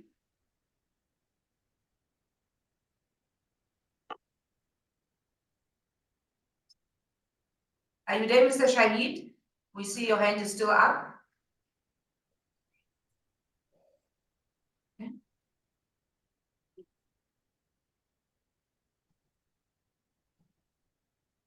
Sir, you are unmuted. Can you please ask the question?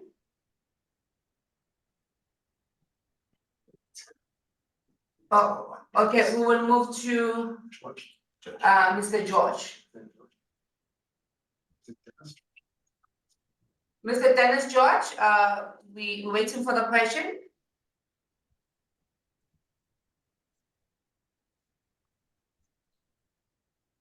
We see your hand is still up.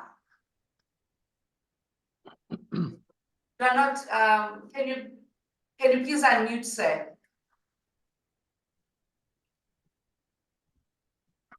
Hello. Hi, can you hear me? You may come through, sir. We are listening. Hi, I just wanted to make a request. With regards to some of the events that you post or links that you, not links, but emails that you send, say, for example, the professional fees survey.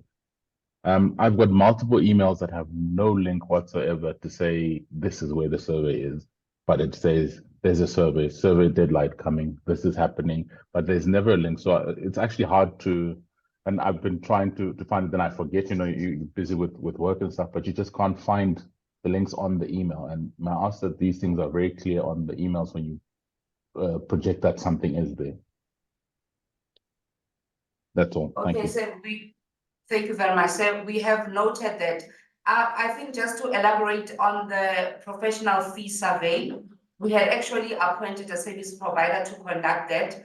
So the reason we were sending out the posters, it was just enticing our professionals that they must look out for the survey. Maybe in terms of our communication, we were not clear that the link will be shared. And we wish to apologize for that. Maybe we just going forward in future, we will be clear in our communication. But thank you very much for that, sir. And we have taken that into consideration. Thank you so much, sir. We can move to another question.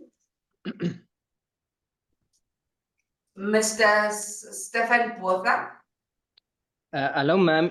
Yes, I was just wondering, I don't know if I missed that part maybe, but the CPD points that we can claim regarding the physical work we do as architects and draftsmen, is there any kind of proof that we need to provide, or do we just put it on, or put it in the system? Let me answer that. We do not need any proof. You just tell us where you work and the duration. 400 hours of work is 1 point, while 800 hours of work is 2 points. For an example, you will say ABC architect or architectural studio, and then if you have worked 400 hours, 1 point, but then more than 400 hours, if it's 800, then 2 points. That's it. You don't need to attach anything. Okay. Thank you. Okay, thank you very much. Thank you. Thank you. Can we please have another question? Yes. We will go to, yes, you can come through, please. Can I go? Okay. My name is Adiola Adesanya. Unfortunately, I joined late. Now, I have not been in full practice, but I've just been trying to maintain my my registration. However, there were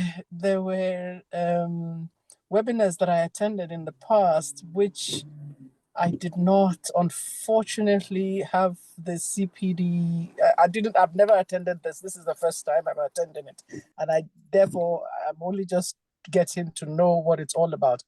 And I mean, for example, the one done by Peter Winers, I did that, I think, almost about 18 months ago. I didn't capture the CPD point for it. The one done by that lady in terms of property flipping, I attended that as well. I didn't, unfortunately, I don't even think I even have the CPD certificate to even capture. So they've been, unfortunately, I think I take accountability. I've been careless, and I obviously, I don't now know, do I then have to go back and get the certificate in order to be able to capture this, or what do I do? Thank you. That's my question. Ariola? Yes. In the event that you have already attended Category 1 CPD events, however, you have not received your CPD certificates, please go back to the voluntary association which presented or validated that event and request your Category 1 CPD certificate for that event.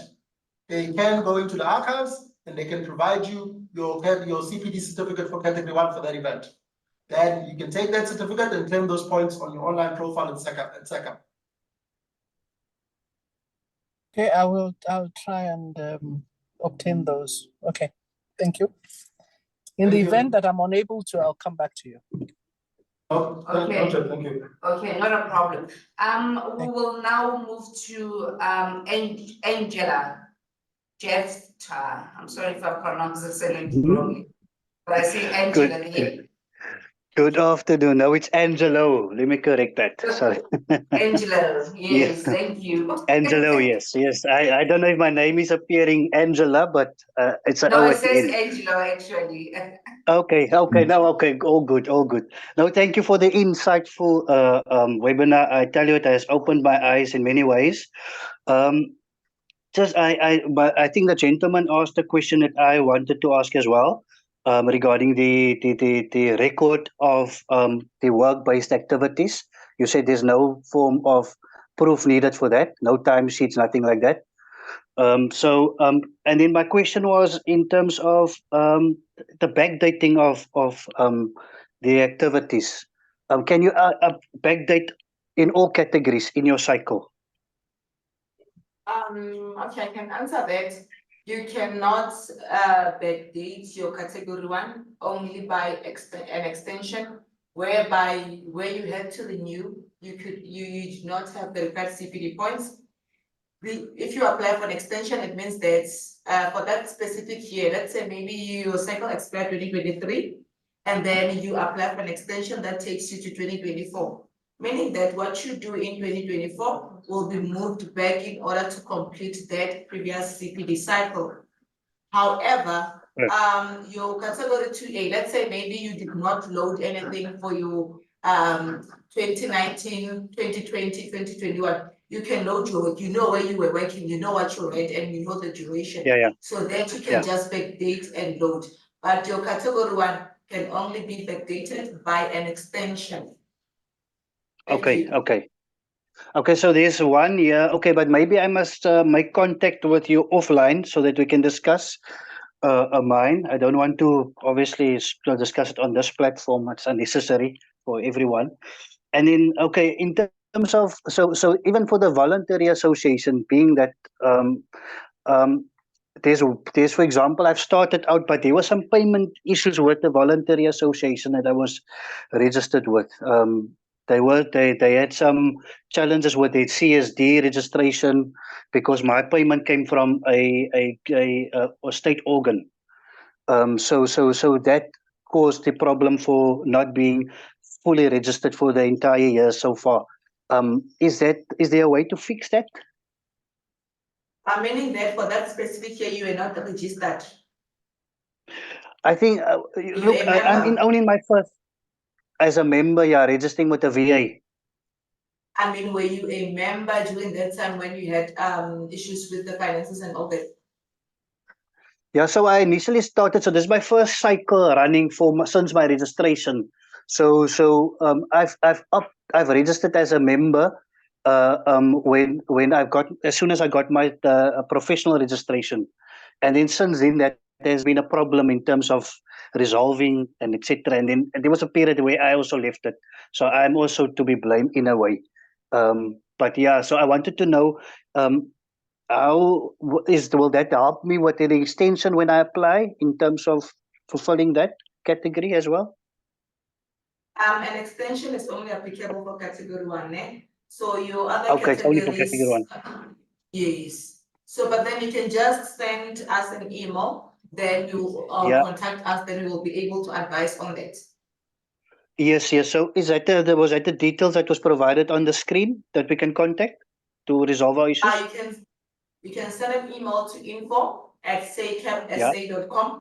Maybe for my attention, Gloria Rampedi or Basil or Matema or Primrose, any of us.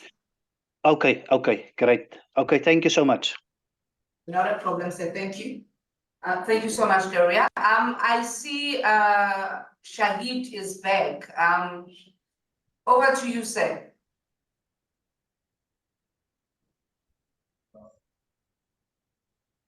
Shahid, I see you are muted.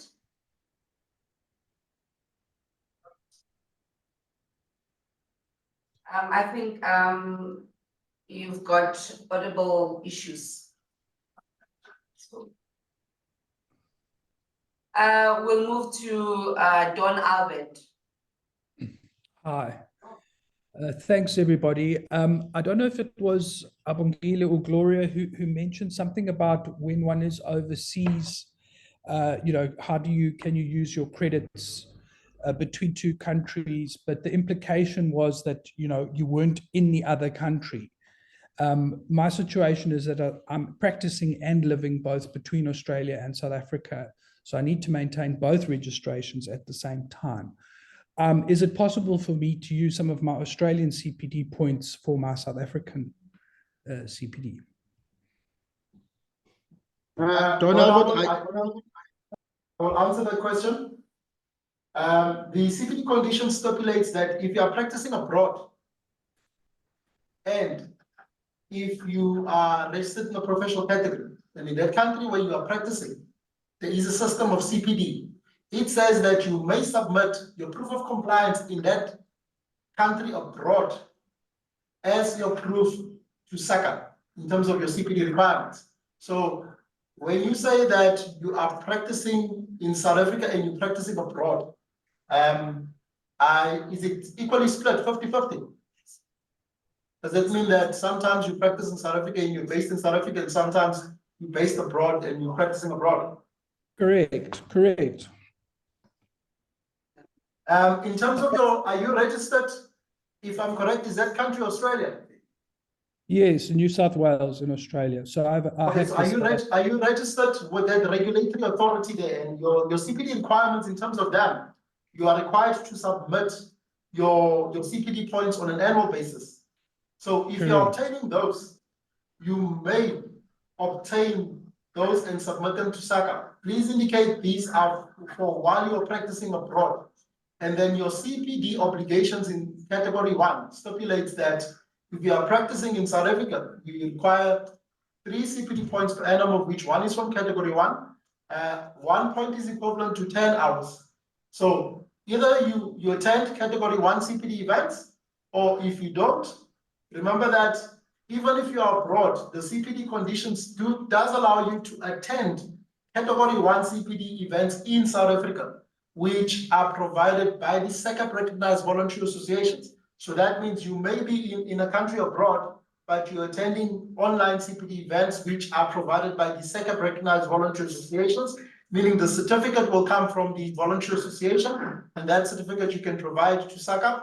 Now, that can work, but then your CPD certificates from Australia, I would suggest just send us an email. Let's have a look which ones they are and whether they're structured or unstructured.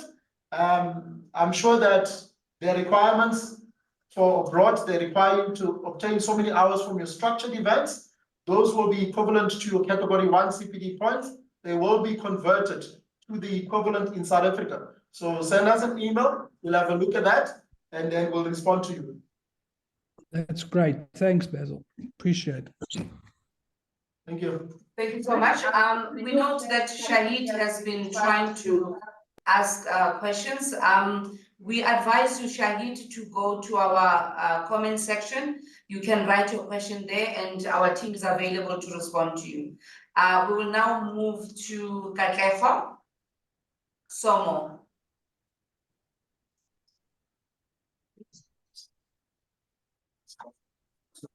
Okay, Mario, we'll move to Mario's Zara then. Good morning. Sorry, good afternoon, guys. Can you hear me? Good afternoon, sir. Yes, we can. Thanks for a very informative session. I must say I've learned quite a bit today. I've got 2 questions. Firstly, I don't know if it's just me, but I really struggle when we're logging into your portal that it's extremely slow. Is that something that is common, or, I mean, are you guys working on it? I'm not quite sure why it is.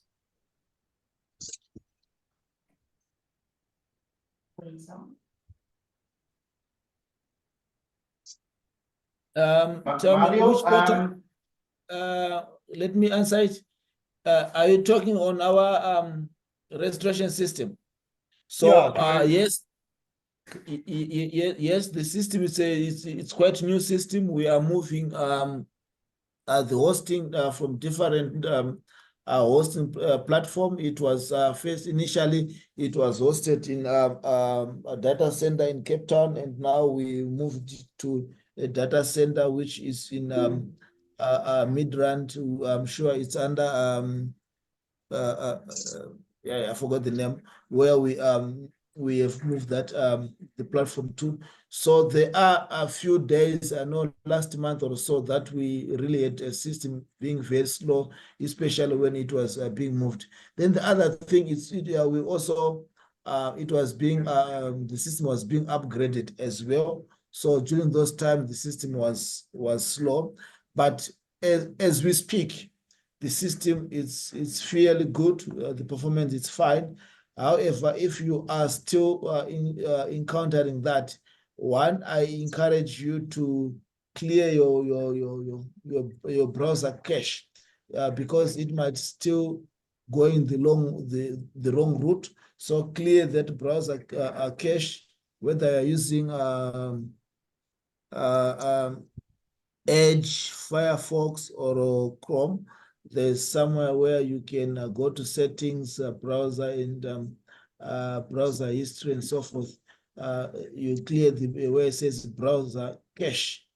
It might be the one that is making it slow on your side, but as it stands, the system seems to be performing well. Thank you. Okay, awesome. Thank you. Second question is, in the past, you used to receive like a privy seal that you used to add to your email signature that basically continuously updates the date and time as and when you send an email. Is that still available? Because I can't find it anywhere. Yes, it's that small seal. Yes, it's available. But remember, we are using a new system. We are just waiting for the developers to send us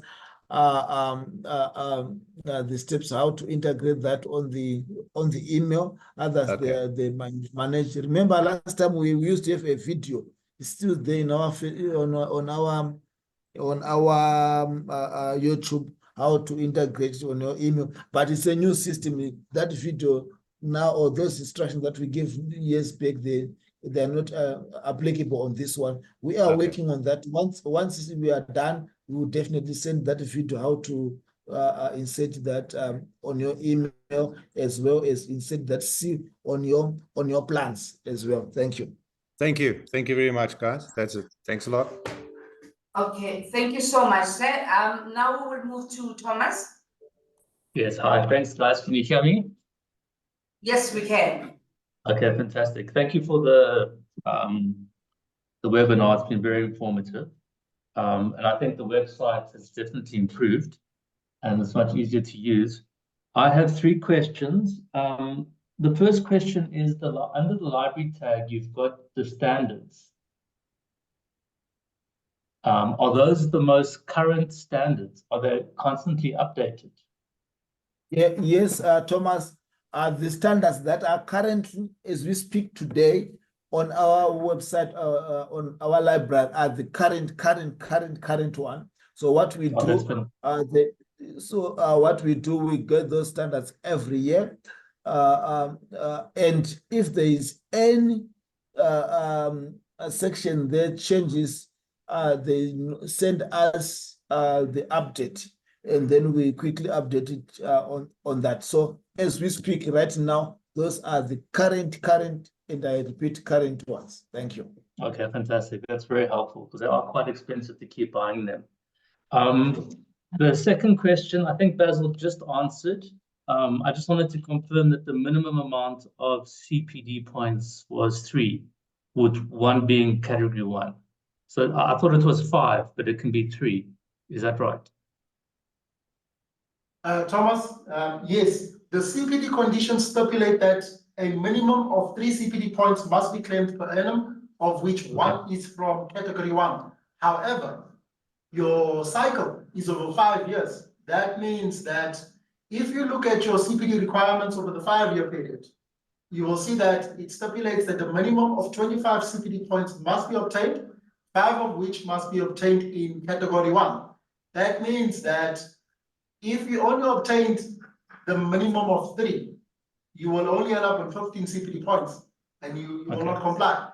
The minimum is a minimum threshold that SACAP says this is the baseline. It's a minimum of 3. Remember that the compulsory point is 1 from category 1. If you are practicing architectural work and you practice more than 800 hours, that will earn you 2 points in category 2A. That means that's already 3 points. If you are mentoring, that will be 1 point. If you're not, leave it out. If you are a member of a SACAP recognized voluntary association, that will be 1 point. If you are not, leave it out. For category 3B, which is your individual activities, that category will contribute a maximum of 3 points over the period of the year. So that means if you claimed 3 CPD points from category 3B, 2 points from your work, and then 1 point from category 1, you will have 6 points. So that means you've matched the threshold, which is 3 CPD points, of which 1 is from category 1. So that's just a threshold, a minimum, but you may exceed that. So in order to obtain 25 points, you must average about 5 CPD points, but we can't stipulate that you must average 5 points. We are set at 3 points as a minimum, meaning there's flexibility. Some years, what happens if you only obtain 3 points and not 5? You see, so we set our baseline at 3. Therefore, if you've got only 4 points, we will not say you did not comply. Okay, no, perfect. So I suppose good practice is at least achieve 5 per year. My next question is that survey for the fee guideline. I'm battling to access it. I'm not too sure how. I've been looking at all the correspondence that I've been getting from you. I just don't know how to take the survey unless I'm missing something. Yeah, Thomas, on the issue of the survey, Tommy, do you have a practice, and is your practice in our database? Yeah, I get lots of correspondence from SACUP, from info@sacup.sa.com. So I've been getting a lot of correspondence regarding the survey, but I just don't know how to take the survey. Okay, let me refresh my question. Do you have a practice? Yes. Okay, is your practice registered with us? That I'm not too sure of. Okay, so what you can do is you can send to info, just send to info or to, I don't know whether there was an email for Dimple, but you send to info, then Dimple, or we will send you a form whereby you put your name, your registration number, your name of practice, your practice number. If it is not there, we will then give you a form to complete. Once you complete that one, we can have your practice on our database. Then we can then ask the company, if I'm not sure, which is conducting the survey on our behalf, to send you the link. But all those who have their practice registered with us or is on our database, I'm sure they did receive the link.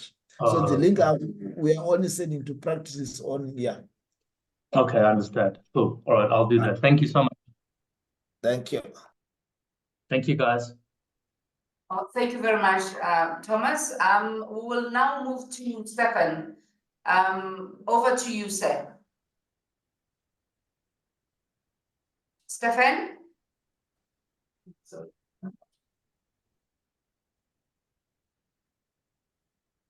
Okay, I see your hand is still up. I'm not sure if. Okay, thank you so much, sir. We will move to Marius then. Hello. Yeah, I just want to ask about archived points. My previous points is not reflected on the system. Also, I've completed a few previous 5-year cycles. I just want to ask, are those going to be included in archives, or do we start just from this year or last year?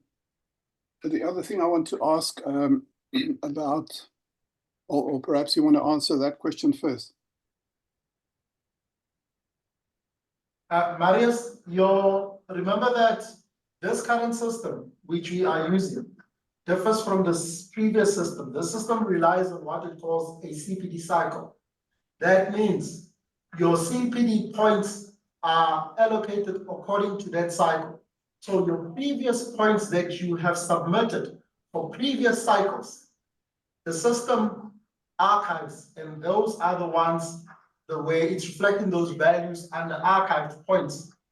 The CPD points that you claim and that you have claimed for your current CPD cycle are the ones that reflect under the current tab. If you want to see your CPD points for your previous cycle, there is a tab on the right which is written statement. Click on statement on the drop down where it says cycle. Click on that drop down and select your previous cycle. And then click on generate yearly PDF statement.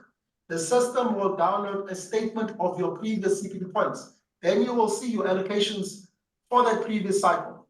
So if you've got 3 different cycles, you can download a statement for all 3 different cycles and you'll see your CPD points. Thank you. I'll look at that again. The other question I have is there a maximum amount of points that you can accumulate for category 1? I know you only need 1 per year, but and if you do have 3 or 4, can that be carried over to the next year? That's my question. Marius, the category 1, SACUP requires only 1 category, 1 point per annum. And the CPD conditions, in terms of the CPD conditions, as long as your CPD points fall within the same CPD cycle, then you can carry over the category 1 to the following year. Regarding the maximums, category 1, you will see that the CPD condition stipulates that category 1 has a minimum of 1, yet it doesn't specify a maximum. Whereas category 2A, 2B, 3A, and 3B, it specifies no minimum, but then it specifies a maximum. So that means category 1 is compulsory. Category 2A, 2B, 3A, and 3B is not compulsory. Therefore, if you don't do a specific activity and you don't claim points in those categories, as long as you compensate by claiming points in the other categories and obtaining the required points, you can comply with the CPD conditions.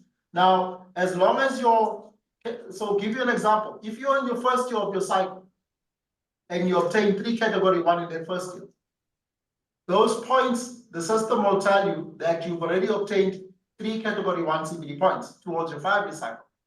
So if you want to carry them over, you may carry them over to the following year, provided that it's within the same cycle. Okay, I got that. Thank you.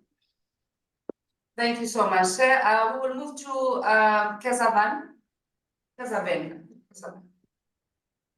No, thank you. And I see Gloria did respond to my question. But just to clarify, so my circumstance was in 2019, I didn't get a category 1 point. But I subsequently made up category 1 point in 2021. So I got like over 7. And just that minimum in year 1, I was just clarifying whether I now need to follow a process to get it allocated to 2019. But I do have more than 5 over the 5 periods, the 5-year period. That was the first one. And then the second one was more just on claiming the points on category 1. Is SACAP considering an approach with these approved providers to automate that? So typically they'll capture your attendance and issue a certificate, whether that can be automatically linked from their side into your database to just make it a bit easier as well for verification and claiming. Thanks. Yes, let me just answer your last question there of automating. Yes, what we did on this new system, that facility is there, that they can upload, but we requested 1 or 2 so that we can test run. Up to now, we haven't find any service provider who have come forth so that we can integrate the upload of the system. So what we want from them is they will send us the certificate. They will send us the name and everything. We will give them a template to use. But what I can advise now is if you know 1 or 2, the one that we have attended to, give them our email so that we can get hold of them. Then we can then integrate that system on a trial run. If it's works successful, then we will go into that. On the new system, it does have that a future to integrate with other systems. Thank you. I just want to touch upon the earlier question regarding where you indicated that in 2019, you did not meet the required CPD points. Remember that in terms of the CPD conditions, it stipulates a minimum of 3 points per annum, of which 1 is from category 1. Then over the 5-year cycle, your requirement is 25 CPD points, of which 5 must be from category 1. Should you not meet the required 5 category 1 CPD points of your 5-year cycle, the CPD condition stipulates you must apply for an extension. The extension will only be granted for a period of 12 months. So then you must decide whether you want 1 extension or 2 extensions, or the necessary number of extensions that you require in order to comply. But remember that once your extension is granted, it indicates that you must obtain those points which are outstanding for your previous cycle. So for example, if you had 3 for your previous cycle and 2 is outstanding, you must obtain those 2 within the extension period, and you must obtain the annual CPD points for your next cycle. Because once you are on an extension, in effect, You are on your previous cycle while being on your current cycle at the same time. That means you have an obligation to both cycles. You must obtain that which is outstanding for the previous cycle, while at the same time, you must obtain that which is required for the current cycle. So make sure that you obtain both CPD points. The effect of the extension is what it will do is, first of all, it generates you an interim certificate. So if your certificate lapsed on the 1st of the 1st of January 2023, and you apply for an extension, that extension will be valid until the 31st of December 2023, because it's for 12 months. So that means you will have to apply for a second extension, which will be valid until the 31st of December 2024. As a result of both extensions, you will be generated an interim certificate, which is valid until 2024. That certificate will allow you to continue practicing while attending and obtaining those required category 1s. And as a result of that extension, whatever category 1 CPD points you obtain during the period 2023 and 2024, that which is outstanding for your previous cycle, those points will be moved from 2024 and 2023, and it will be moved back to the last year of your previous cycle. So those points will be added on your previous cycle to give you the allocation of those category 1 points. So we will only move back that which is outstanding. The balance will remain in your current cycle for your current CPD cycle. Hopefully I've clarified that. Thank you so much, Basil. We will now move to Boniswa.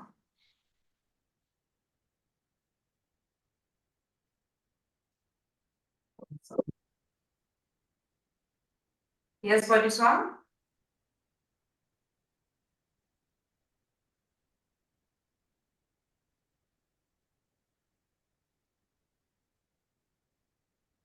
I think Boniswa is struggling to.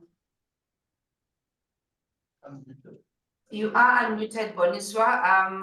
I'm not sure if you are experiencing technical challenges, but you can, if you're still struggling, you can write your question on a comment section, and then my team will respond to that. I will now move to Arnold. Over to you, Arnold.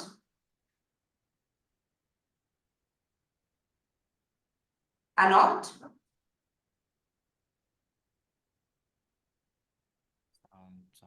I see both Boniswa and Arnold, they are muted, but they're not audible. Okay, maybe you can just ask your questions there by the comment section. We will respond. Masai. Oh, Boniswa, are you there? We will move to Masai.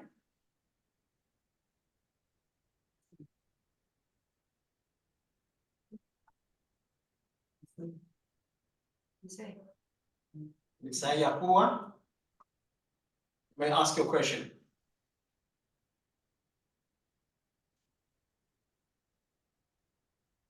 Okay, then we will move to Andile.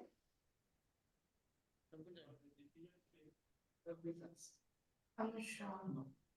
Hello, can anybody hear me? Yes, we can. Finally, yes. I'm so sorry about that. I just wanted to find out. I think I joined a bit late. I just wanted to find out if you guys do send pre-recordings of these webinars. Yes, Andile. So what will happen is we will send you the link to that will direct you to our YouTube channel, and we will be also sharing the presentations by Monday. So yes, you will receive the link to the video and also the presentations. Yeah, that's fine. Thank you. That's all. Okay, thank you so much. Okay, thank you so much. Boniswa, I see you still there. Your hand is still up. Yes. I'm audible this time. Fine. Yes. Okay, thank you. My question is quite lengthy, yes, so thank you for fixing this. Thank you for the presentation. It's good to finally have a face for Basil as well as Mama Taylor. We've been in communications. My question is two-faced. One is a student who is a master's in an accredited learning site, and they claim 3B for postgraduate registration. And then at the institute requires that at the completion of their masters, the institution actually publishes their dissertation. So then does this mean that student A claims for publication in a refereed publication? That's the first question. Second question is for a student who is a postgraduate student as well, who is required to have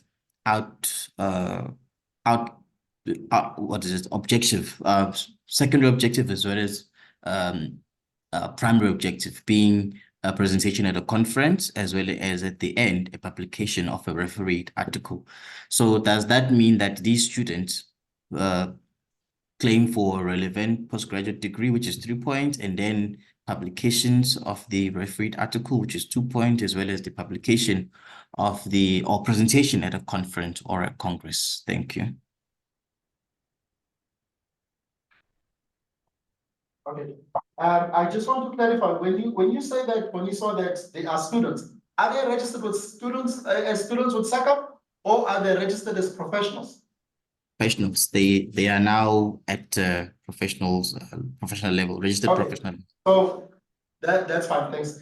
That means that the CPD points that occur in the architectural learning sites, most of them you will see under category 3B. So there's on category 3B, it specifies for the master's degree. And then it specifies for postgraduate degrees. But remember that the CPD points, category 2A, category 2B, category 3A, and category 3B, they have a maximum and they do not have a minimum. Category 1 is a minimum and no maximum. That means category 3B, the maximum points that you can claim per year is 3 points. So if you do multiple items in category 3B, you may claim for all those multiple items, provided your points do not exceed 3. You cannot claim more than 3 points. Hopefully that clarifies it for you. Yes, that's clear. Thank you so much, Boniswa. We will go back to Minsei.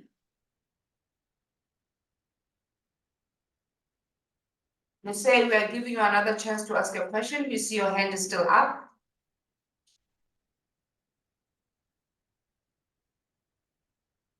Okay, we will move to Mutibedi. Mutibedi, over to you. Hello. Yes, Mutibedi. Yes, can you hear me? We can hear you, yes. Okay, ma'am. Yeah, my question was based on the CPD allocations. I uploaded my CPDs, okay, but now I just wanted to check in retrospect the ones for the previous CPD, which was from 2019 to 2023. I still had to upload two category 1 points. So when I upload, I can't see my where I need to, where it gives me the allocation for that particular period. Is there anyone who can help me just to show me where do I need to go? The other thing is we've been charged for refuse removal. Motibedi? Yes, Basil? You indicated that your cycle is from 2019 to 2023. That means the current year is 2024, so in the current year, it's the first year of the next cycle. If you want to claim CPD points for the previous cycle that you have attended and you've got your certificates and you want to claim category 1 CPD points, these are for events that must have occurred during the period 2019, 2021, 22, 23. You can log them on your online profile. Remember to change the date. The first item that says date on which event took place, you will date it to 2023, 22, 21, or whenever it took place. Then you upload the certificate and you claim those respective points. The system might show you that it allocates them to the current cycle.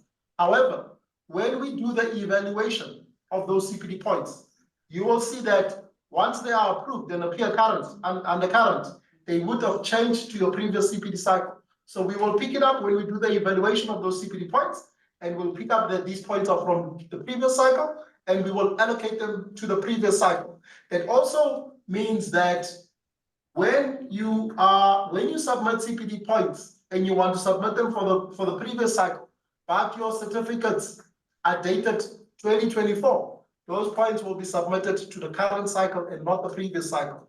They can only go to the previous cycle if they are category 1 on condition that you have been granted an extension. Hopefully that clarifies it for you. Yes, thanks a lot. I think it clarifies it. Yeah, that was my question. Okay, thanks a lot. Okay, thank you very much, sir. We will now move to Ambani.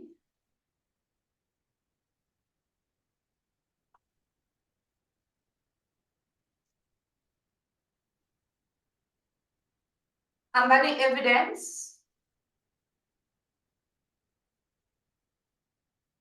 We see your hand is still up.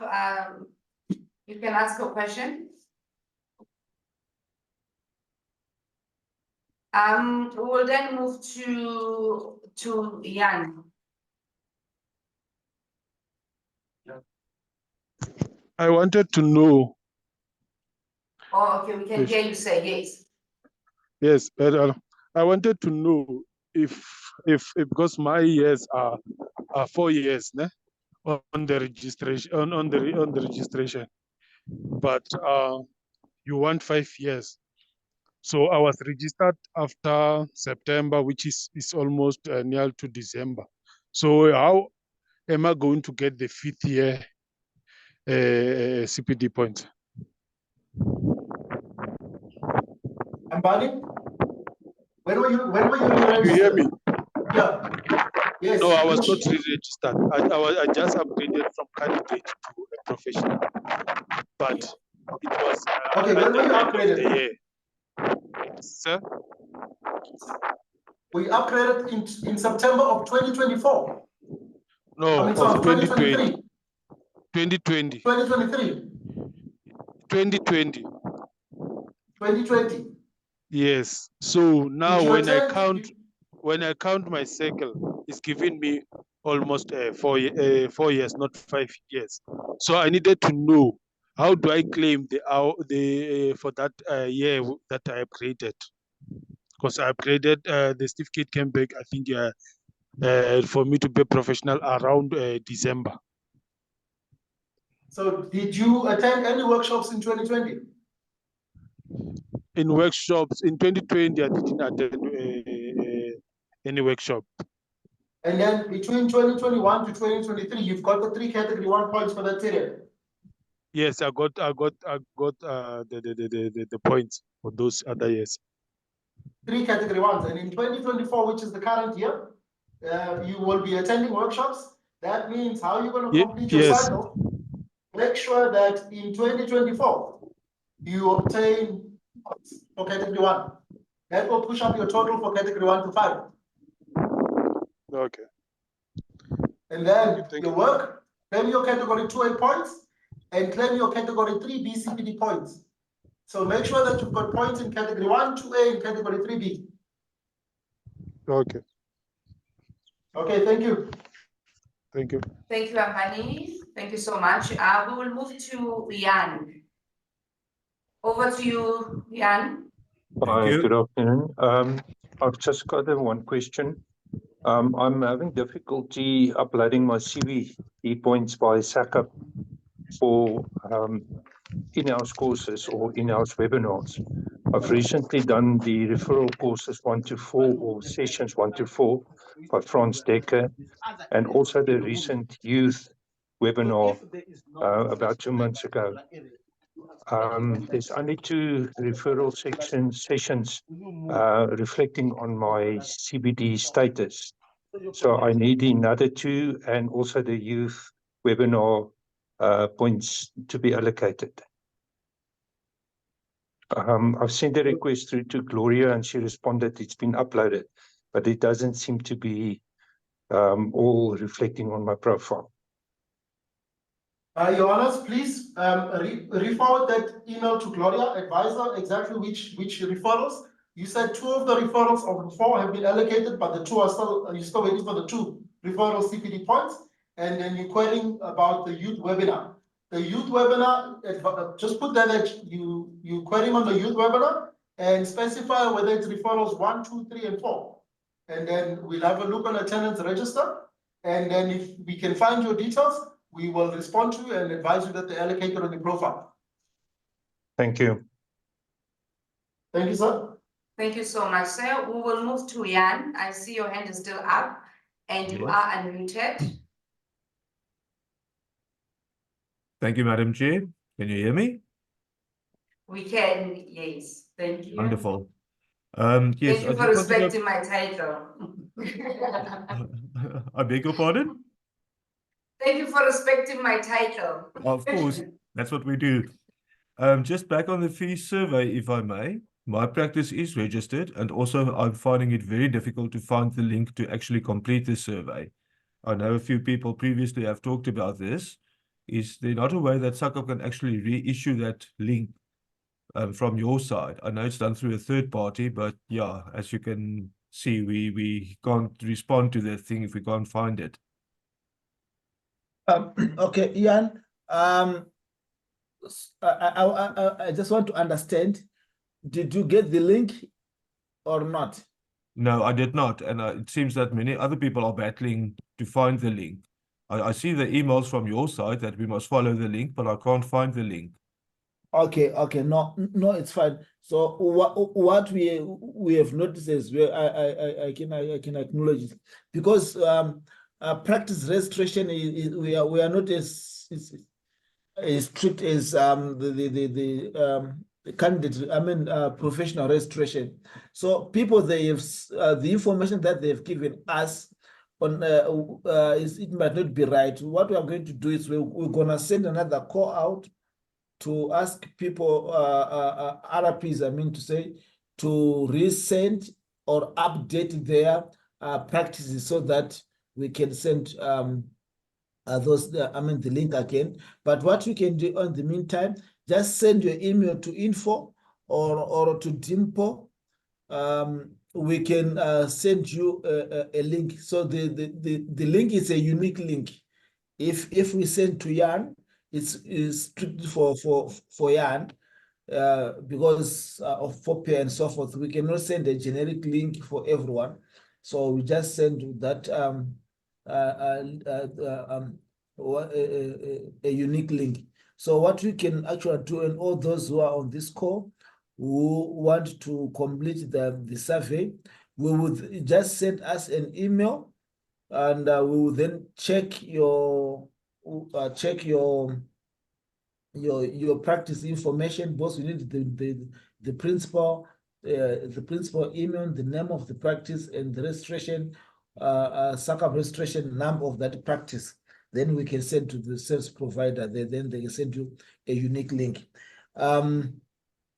I will also on the chat send. I'm gonna post the email for Dimpo, who is currently dealing with that. You can send all your information to her. She will either check on the database if it is not there, or she will give you the information that we have. If not, she will send you a form whereby you can complete your practice details there. then we can take it from there. Thank you very much. Yeah, thank you. Thank you, Mr. Monetti. We will now move to Sean.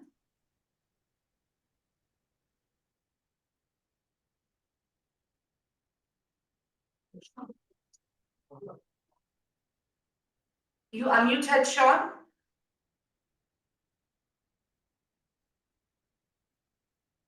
Okay, we will move to project 15. Did that? Okay, Hi, it's guys. unmuted. Okay. Are you there? Yes, I'm here. Can you hear me? Okay. Yes, we can. Thank you for allowing me, Madam Chair. Thank you. I would like to ask if it's possible, maybe on your website, I know you say you've got the YouTube, if you could post these on a additional segment on your website. And then secondly, as to the website, I know that you have put a lot of effort in the information that you have there. And I know with the previous website, there were certain circular links and that sort of thing. But is it possible to maybe have either a webinar or an instructional on how you have intended this website to work? Because there's a lot of information that sometimes we don't know that we can actually find on those websites. Thank you. That's my question. We've taken note. Yeah, let me just get clarification. Is it project 15? Yes, that's right. Project 15 Design Studio. Okay. But my name is Donald. My name is Donald. Okay, Donald. So Donald, what you need to do is because we're gonna okay, when you register, the email that you put in on the registration, it's your email that is within our database name, because we might struggle to find project 15 on the register there. Because remember, the register, we use the one that is generated by Zoom. Yes, unfortunately. Generated. Yeah. So when you register, I know what people do, they just register, but they don't attend. But we check the attendance register on the Zoom like now. So it will record project 15. So if you did not use that, probably send us an email that I am project 15, since we discussed about you. But anyway, I wanted to ask the last question, there's just for clarification. You asked about the information on the website.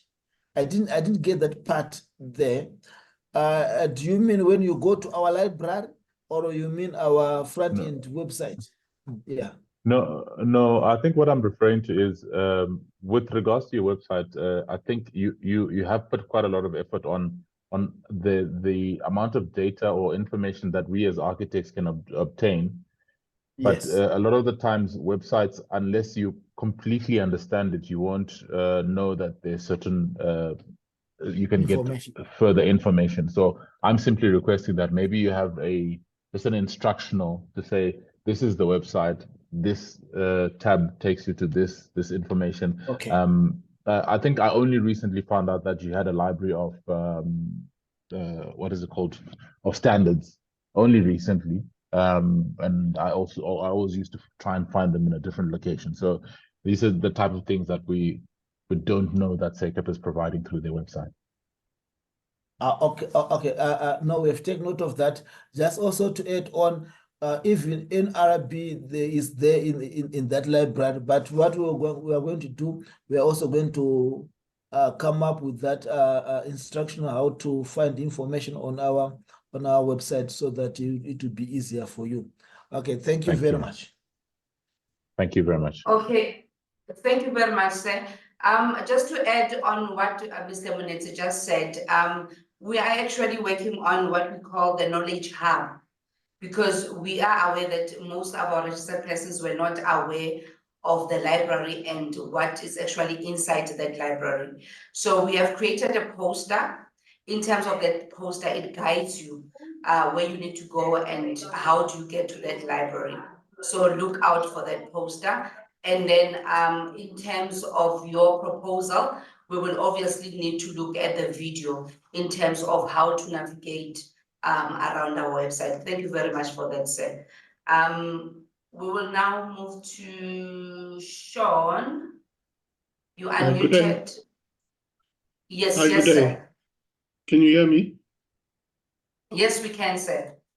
Okay, great. Thank you. Greetings to the panel and greetings to all fellow colleagues in the industry listening in. This has been really for me an eye-opening webinar, the first one I've attended. And just to give you my background, yes, I'm South African born and proudly so. And this year marks my 30th anniversary since my graduation as a technologist here in Western Cape. And I'm proud to say I'm happy to be involved in the industry of architecture and the fellowship that goes along with it. And of late, my partnership with SACAP has become, to me, for the first time, very important because I'm now self-practicing or single-man practice. And in fact, when I look at it in this way, I always look at things from a human point of view. I think I've been practicing longer than SACAP have been institute. So as an old man, well, I don't know, as an old person of 52 years old, I have certain bad habits, and the habits are is that I'm doing what I know and I stick to them. And sometimes this unfortunately means I leave SACAP out of my equation. And so I find myself in the position of being guilty of not, recording all my CPD points on time and timelessly, and always falling behind and being so preoccupied and, let me say, obsessed with my profession of architecture, which actually demands a lot of me as a single person. But when I find in my long years of practice, I've always practiced within bigger architectural firms. And only since COVID, I was laid off in that COVID time. And since then, I've been on my own.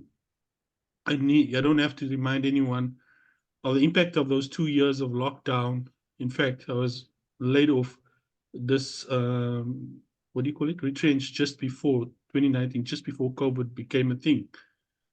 And it was a difficult time, call it 2.5 years, in which I searched and searched for employment and wanting to get back into practice with the bigger major practices here in the Western Cape, as I've always known, which for me, I must tell you now, was my comfort zone, because I didn't have to, I only as an individual had to keep my SACAP relevant, but I didn't have to pursue it and police it vigilantly, as I now understand I have to as a practicing individual.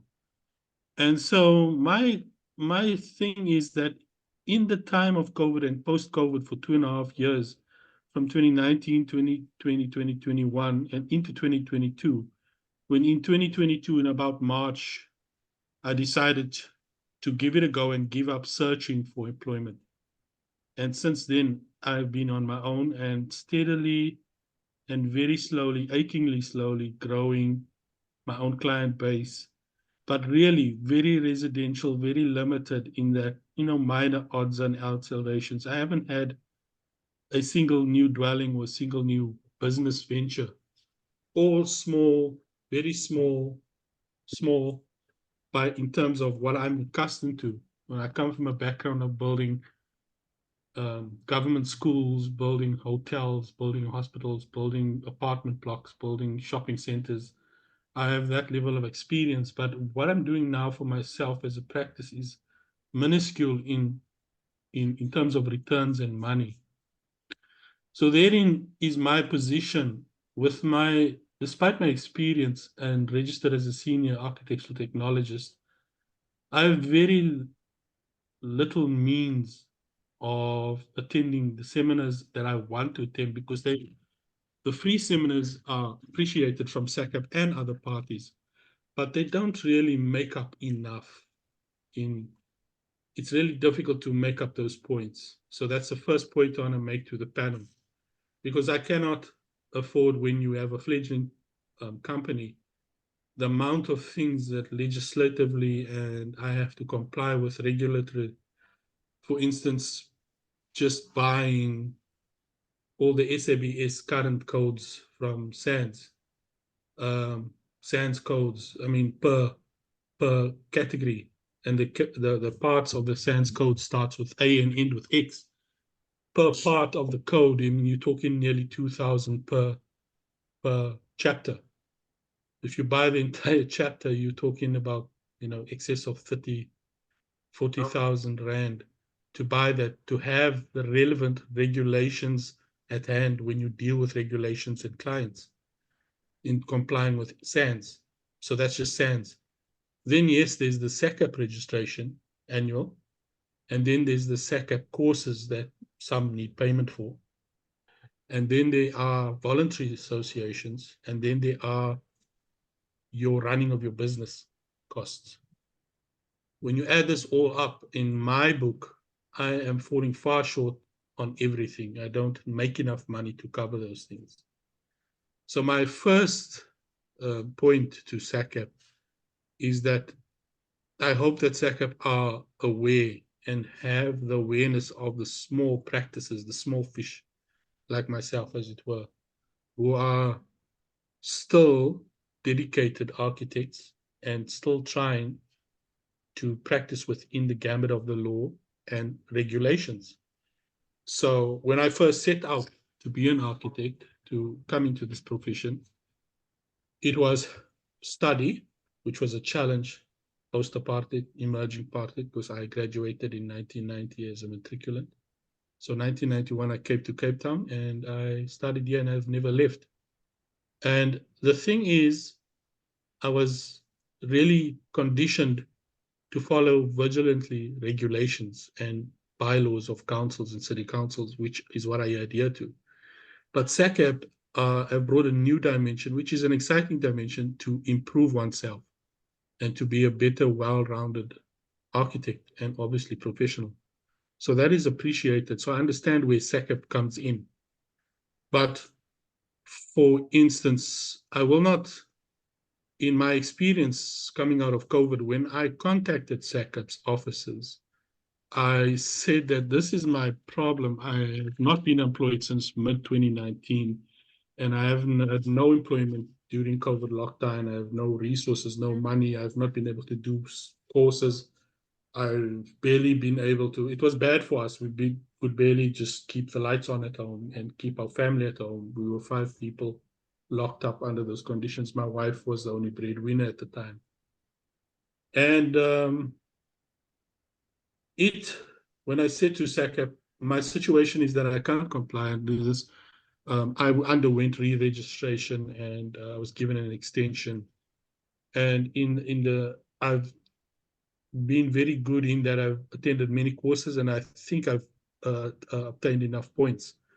But then again, I've again fallen behind due to my circumstances, and I have to now find that I have to quickly follow up with SACAP and register my CPD points. And hopefully I've now not done another thing and fallen behind again. And so I don't know, my situation is becoming more and more complicated. You can understand where I'm coming from. But in that period, when I did the registration, the person who was assisting me, I failed to remember their name, but even if I remembered the name, I wouldn't name the person here for fear I might name someone on your panel.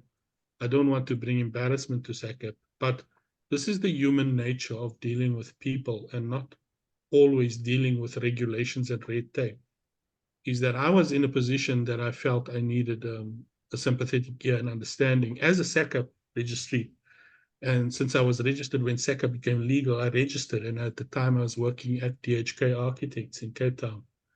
And I was registered as a technologist. And within a year or two, SACAP increased my registration to senior architectural technologist, which I still have today as this is my registration. And to put it bluntly, I don't know when this person dealt with me in 2021 or 2022, and I explained my situation to them, they were quite unsympathetic and not, it was just for them a real clear-cut black and white issue, which for me was I couldn't do anything about. It was conditions beyond my control. So the extension came, and with the extension came a demand for payment of something like 13,000 Rand, which I didn't have, and which honestly to this day I've not paid, but I've been doing the CPD. So I think that from this seminar, I now understand I'm in deep water. So as someone saying to you, I'm still trying to emerge and build a practice, I still now have to come back to SACP again and say that I think I'm in a worse situation than I was then. I don't know what, because I am currently registered. So I feel for me that'll work in my instance is coming into your office one-on-one for personal review of my situation and my records and the CPD points. I will go online and register all the points, but I want to make a personal appointment with SACP. I don't know if that's even possible or offered. I don't know, because being the old person I am, like I said, I have old habits. And when everything is online and stuff, and I get hectic and busy, and I don't come back to it all the time, it kind of gets, melts into the background. So I don't want to waste anyone more time, but I mean, the short question is, can I seek a meeting with you personally or with the panel or with whoever it may be? I still have a record of the email of the person who dealt with me. But what I want to say, just to underline why it sort of drove me back again, was that person's words to me in the email was that I should consider another profession. And which I felt was an insult to me as a professional. Because I want to just say, before I give it over to the panel, I didn't make any bones about it, but I'm now being honest about it. I'll be truthful. I can furnish the email. But the point I'm making to everybody listening and to SACP, more importantly, I'm taking this as constructive criticism, as people who are trying their best to comply with this regulation and SACP in South Africa and the Government Gazette. The problem is it's not as clear-cut as that, but when a comment is made to me, a person of long-standing, a graduate of 30 years, and I've always worked within the law, when someone in an office, which people would say is a bit of an ivory tower, you get the feeling that you've been told, now just leave the profession and go because you're frustrating us, is not what we need as the professionals who are struggling to keep the professional in a good state. So I'm coming from that point of view. So I'd like the panel to answer me. How do I proceed? Sean, thank you very much. I take your concern, and I also would like to apologize with that email that you said you feel that it's like you are being pushed away. I then therefore said that you will contact our stakeholder relation, Brenda, the lady who is chairing them. Then we can arrange a meeting so that we can ventilate your concerns. Also, the other thing that I also wanted to highlight is after COVID, I'm sure all the people on this call can understand, and also to let you know that those cents that you say that you can buy, SACP, we understand that to have those cents is very difficult for our RPs and their practice and so forth. That's when we have to go and purchase those standards, and they are on our website. So from your narrative, it appears as if you don't know that we do have those. Yeah, that's first for me. They are there on our library. We are still right now negotiating with SABS if they can allow us to have it downloadable, because they are not downloadable. It's their requirement. That's the issue, yes.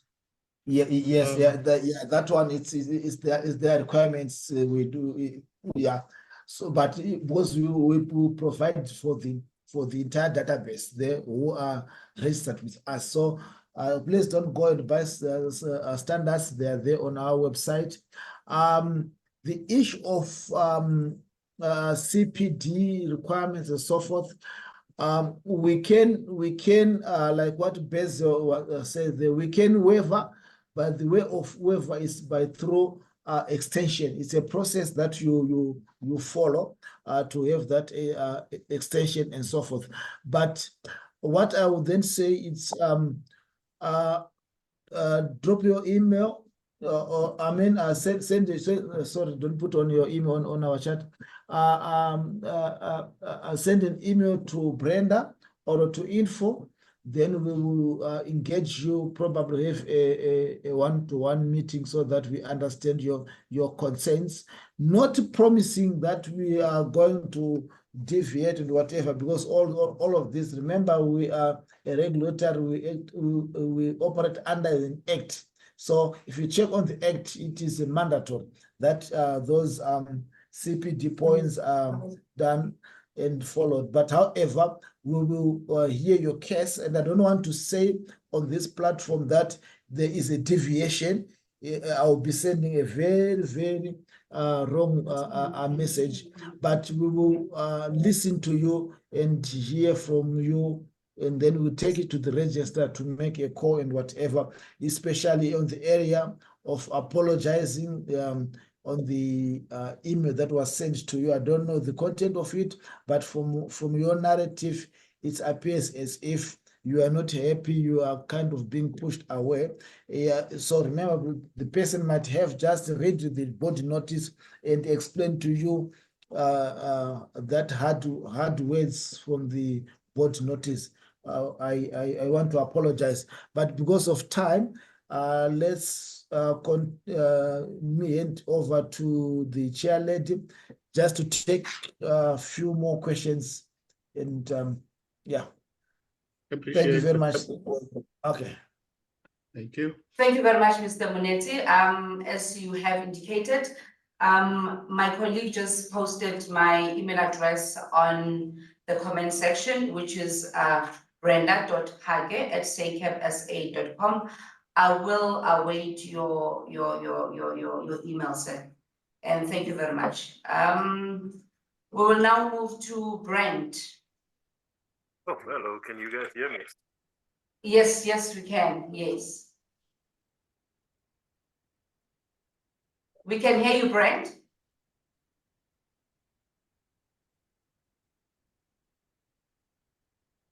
We have lost you there.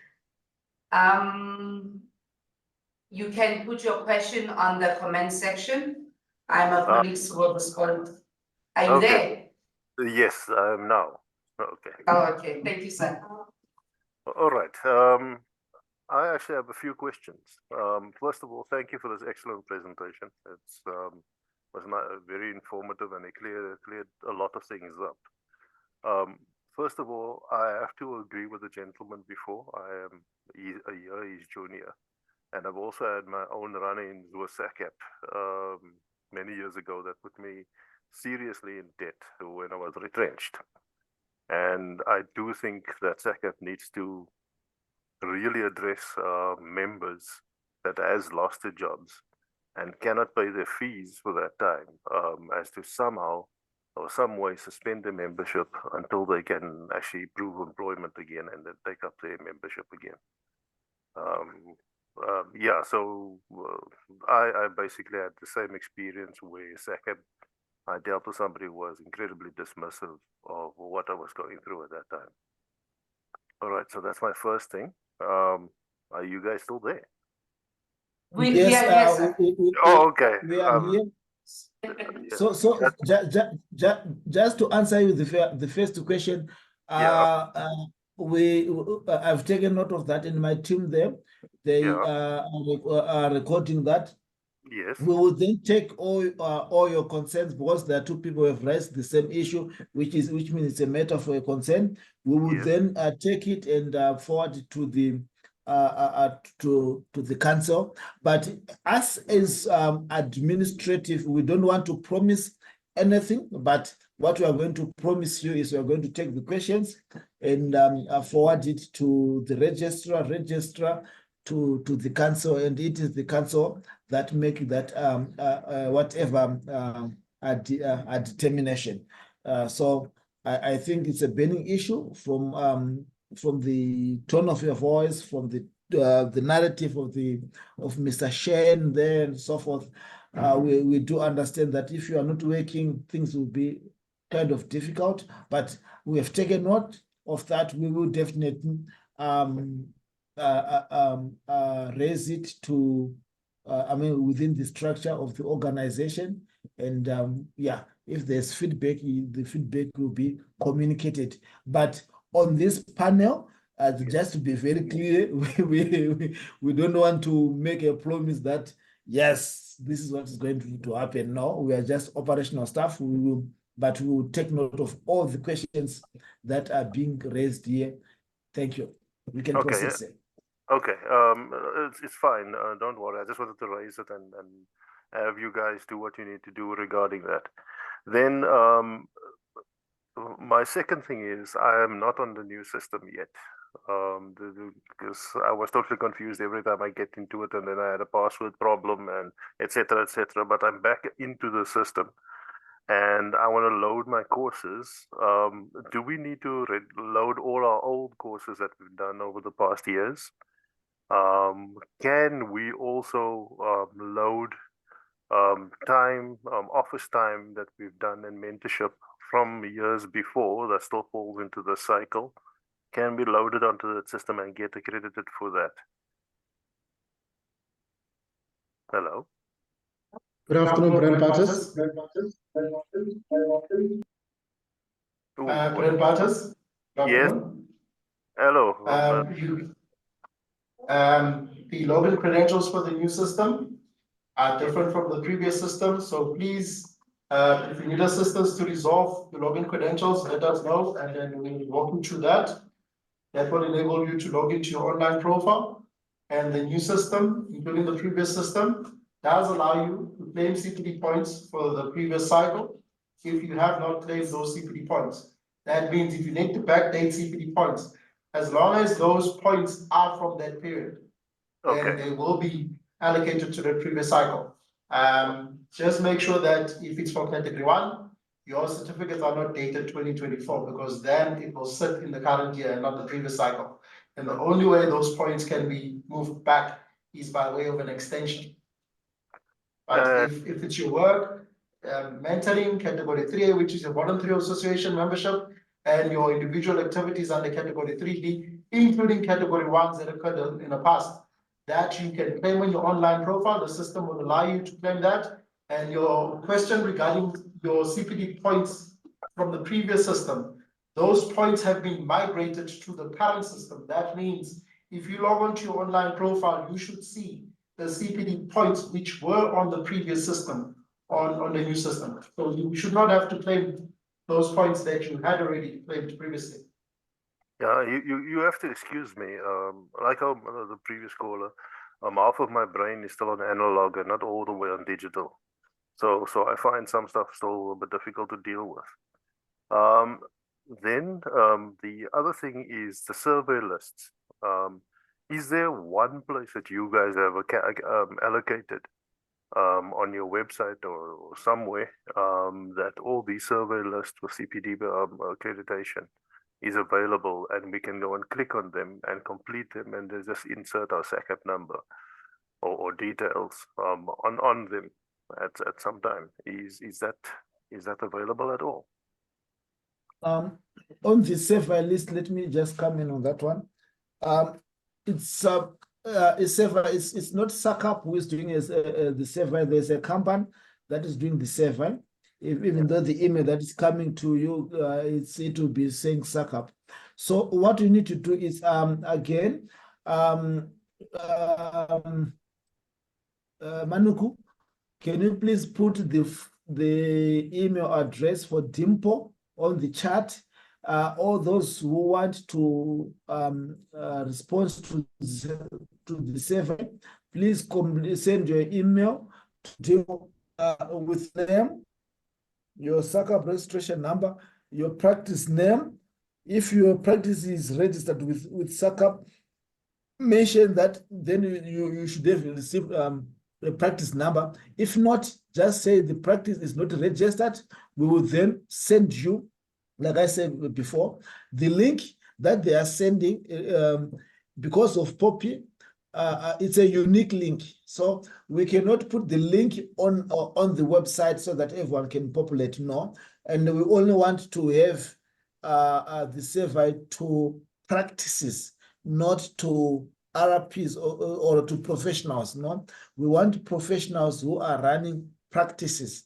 So what we do right now, I'm sure Manu has just posted in Dimple's email address. Just say that my practice name is this. I want the link so that I can complete the survey. Because the good thing of the survey, if you complete, you automatically get, if I'm not mistaken, 2 points, category 1. So the link is not a generic link; it's a unique link. So we just need to have your practice name. Then once you receive, it will say your name, the name of the practices. They come already populated. Then you can complete. So on that one, if you check on the link, on the chat now, there is an email address for Dimple. All those who want to complete the survey, whether you are registered or if you are not sure, just say I'm not sure. We can send you the necessary information, just a form that you can complete all your details. Then after that, we take that information, we give it to the company that is running our what do you call it, the survey. Then they will send you your dedicated link. Thank you. Okay. All right. Okay. Thank you very much. I think that is my question. Let me just. Okay. Thank you so much, Brent. We will now move to Paulo. Hi, good afternoon, everyone. So some of the Yes, questions yes, have been already replied from all of the other participants. The only one that I want to know is when we follow some webinar that is supposed to allocate CPD, but we don't get the CPD. I know now from the course now that we need to be sure that CPD event has been acknowledged by SACA, but most of the time we just see, okay, CPD allocated, but we don't get the CPD points. So how do we address this situation? And if SACA doesn't accept those CPD points because is not that association or is not, or that webinar is not allowed to issue CPD points, can we use that course for other CPD category points, and how? So, like for example, I follow a 2 days webinar that was supposed to address CPD points, but they didn't give to me. And now I have these hours, but I don't have any certificate. I have nothing. So it's just lost. Or can we use for like personal development, personal studies, something like that?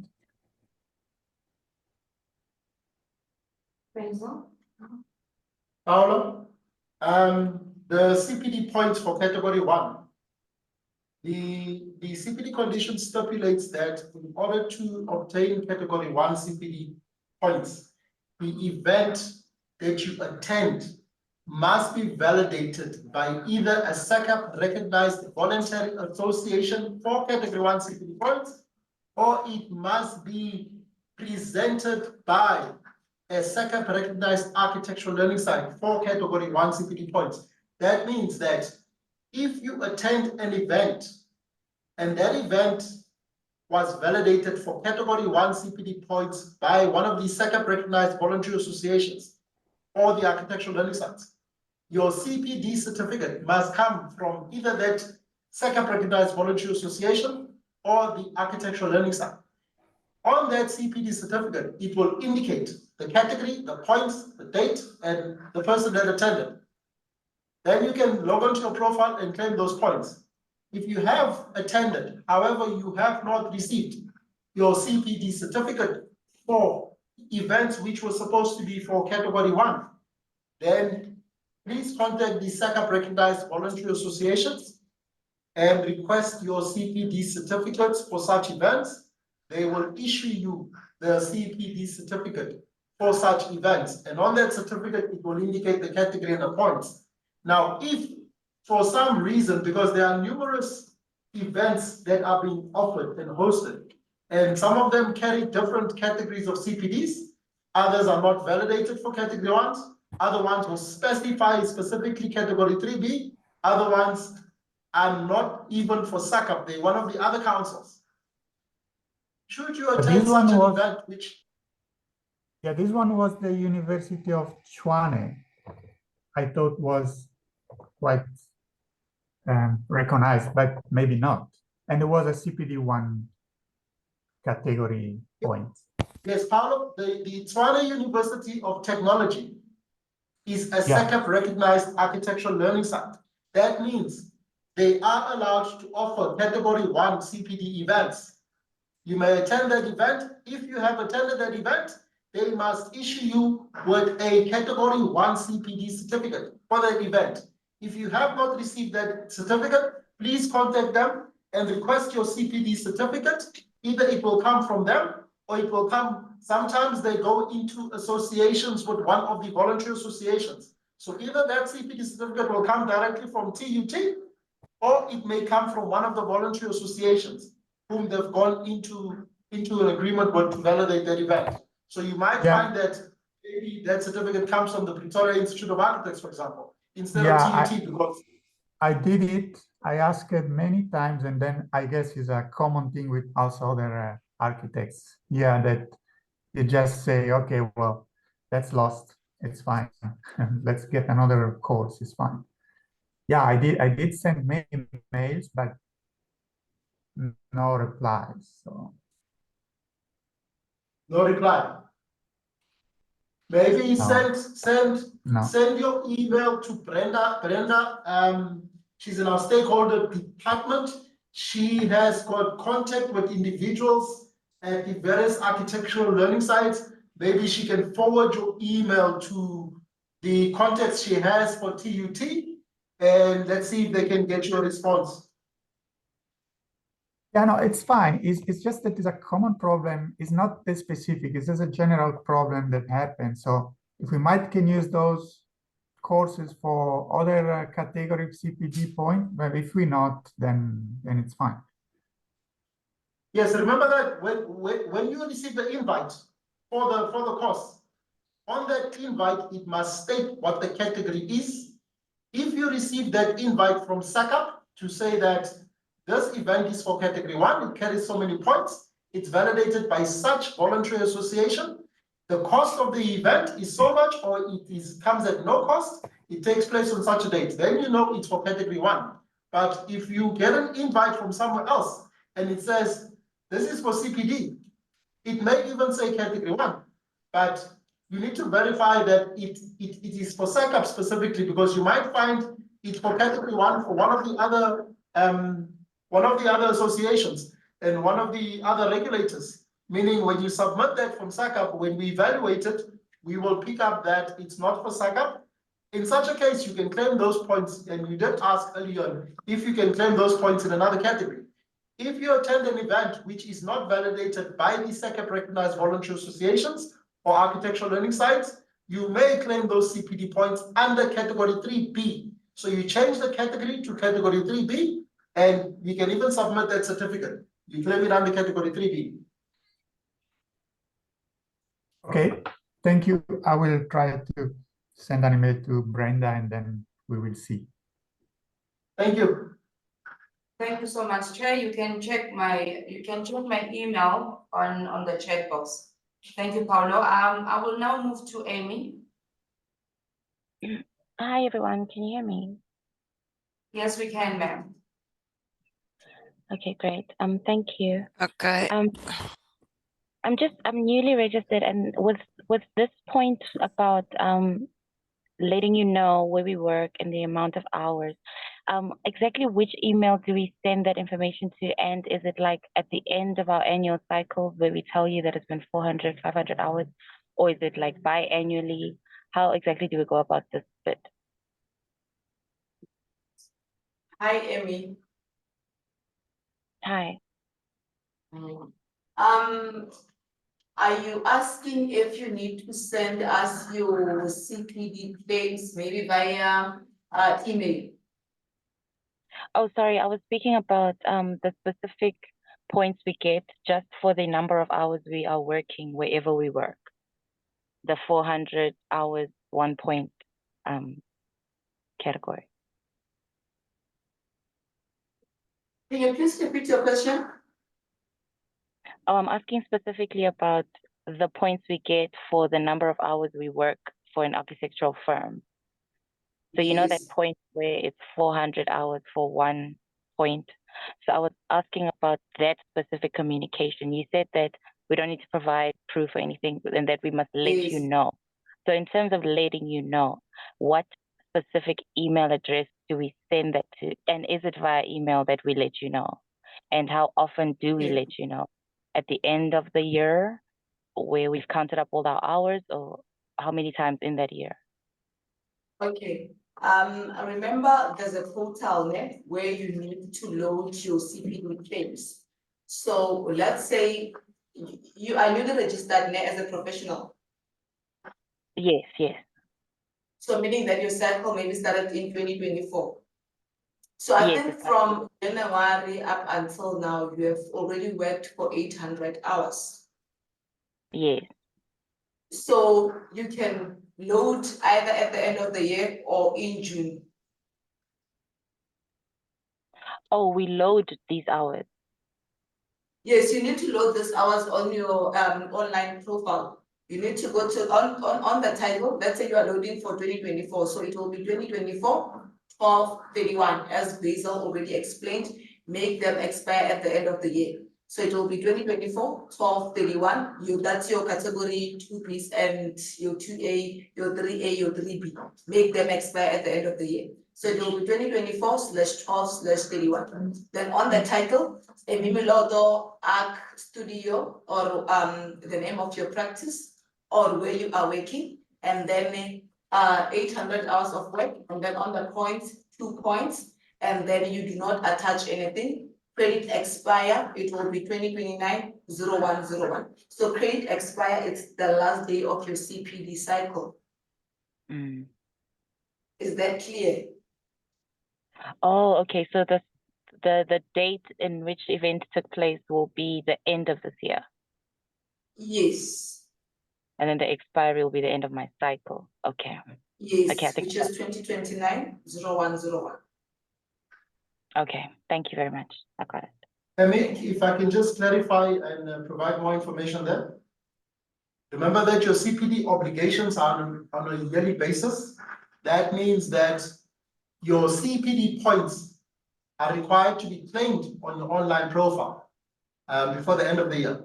So at the end of the year, you submit all your points for that year. So by the end of this year, you will claim all your CPD points for 2024, your work, your category 3B individual activities, and any category 1s that you haven't claimed.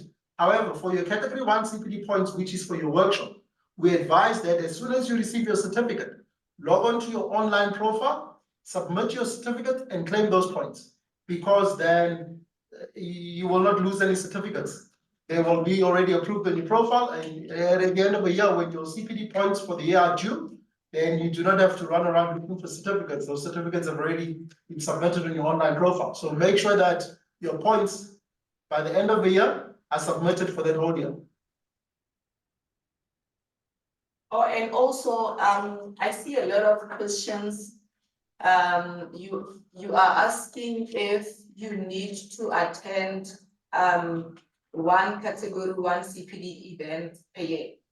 So just to clarify that, even if you attend one workshop and they give you 5 points or 6 points, it means that you are done for the cycle, even if it's one CPD event. So you don't have to accumulate 1, 1, 1, 1. If it's one event, 5 points, then it means you are done for category 1 for that specific period. Then you will now focus on your 2 A's, 2 B's, 3 B's, and 3 A's.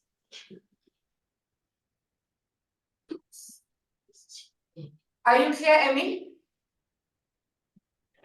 Yes, I'm clear. Thank you very much. Oh, okay, thank you very much, ma'am. We will now move to Shahid. I see you are still there. Shahid? Your hand is down, sir. Okay, we'll move to Mr. Ramla. Hi, Brenda. Thank you very much for a wonderful program. I really don't have a question, but I just want to confirm, our stand, how SECAP is coming. I've been on the program since 10 o'clock, and I basically have been noting a lot of comments coming in. And I just want to assure to the professionals that, I head an organization, Freedom, a voluntary association called FACE. And I want to confirm to all professionals that this SECAP has acknowledged the past, has been very inclusive in all the dealings, including mentorship and training, community engagements, the compliance for whatever reason, very supportive structures. So it's up to the individuals basically to make sure that they put pen to paper and wait for assurance from SECAP, because the voluntary association we run is in an undeveloped township, and SECAP has been very, very accommodating. Today's program and the presentation by Brenda, Abongile, Gloria, and Basil, and the team, if I've missed anybody, I want to say it has been very informative. I'm fully aware of SECAP requirements. Be that as it may, I still log on at every one of the programs, and I suggest that every other professional do not miss any one of SECAP's presentations, because this is about your progress in life. And whilst we live in a competitive society, bread and butter issues are very important in each one's professional business. So keep in contact with SECAP, and SECAP has been very good. Thank you very much, Mr. Ramlan, for acknowledging our hard work. Thank you so much. We will now move to Ms. Say. Ms. Say, your hand is up.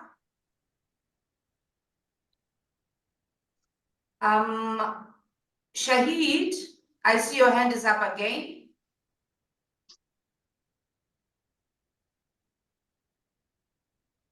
Okay, we will move to Lebogan. Hello, how are you? We are good, and you, sir? I'm all right. I just wanted to get a clarity seeking question.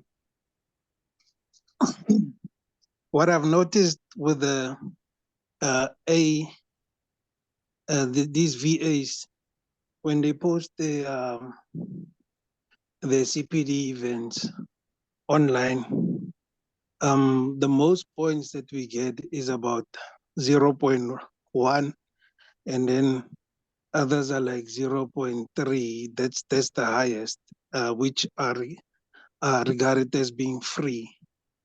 So for me, a 0.1 CPD event online, which is lasting me for about 5 hours, is really a little bit not doing justice for me, because with a 0.1 event, which means I have to attend maybe 10 of those in order to get 1 CPD point on the category 1. So I just wanted to ask, is there a way for the VAs maybe to can level the playing field in terms of maybe increasing these points, which are deemed to be free, from 0.1 to something that can do justice when we are attending. Thank you. Okay, Lebogang, thank you very much for your comment. Hence, we have actually created that poll because we are aware that in terms of our VAs, we've got registered professionals, we've got challenges in terms of accessing the workshops and also obviously the cost and also the allocation of CPD points. It will be very helpful if you go through that poll and answer those questions. But we have also noted your concern and we will definitely take it up with the Voluntary Association. Thank you very much, sir. If you want to add, Basil? Lebogang, I just want to add that please note that the voluntary associations, they are required to offer one free category 1 on an annual basis. So that category 1 may be offered and as when they choose, as long as it's over that period of that year. It may be 10 0.1s, but as long as it's 1 point.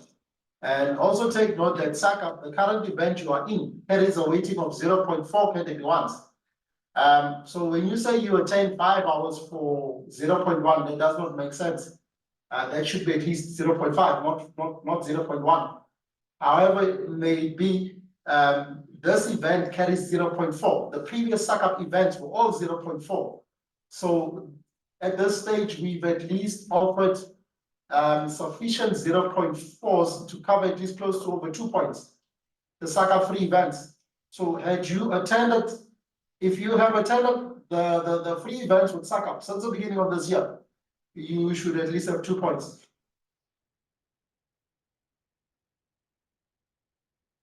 Are you still there, sir?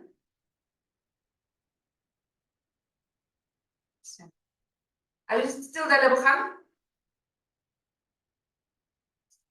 Oh, okay, I think you are sorted. So we'll move to Jacobus. We see your hand is up, Jacobus. Good day, everyone. I just wanted to find out, it's a bit irrelevant to the CPD webinar, but I submitted a special consent application in March, and I just wanted to find out if you guys know when we could expect a review on the special consent applications. Is it who is speaking? Is it Cobas? Is it Cobas? Yeah, I see my name. Jacobus. I wrote it wrong when I submitted for the webinar. So Jacobus, but I see I spelled Jakbous. Okay, no, it's fine. That one we are working on it. If you check now today, we have sent what we call an invitation for our panel members to sit in so that they can start reviewing that. What you can do, if you check right now, there is that email for Dimpo. Just send an email right away to Dimpo, and on your heading, it must be special consent so that we can check if we do have your profile and is everything in present in within your profile. Just send an email to Dimpo, please. On the heading, just say special consent inquiry there, so that we actually know this is about special consent, and she will respond to you accordingly. Colleagues, because of time, Chair, through you, just the people that we have allowed now, they can only, you can take questions from only those people. Okay, so we see we have we've got 4 hands. Just to find out, we have posted our email addresses on the comment section. My email address as Dimpo email address. Can someone please confirm if they can see those email addresses? Yes, we can. Oh, thank you so much. Thank you, sir. Thank you. They're just got to make sure they're not, they don't have the chat. They've got the chat open and then the questionnaire. So just, it's 2 prompts. Just watch out for that one. Oh, okay.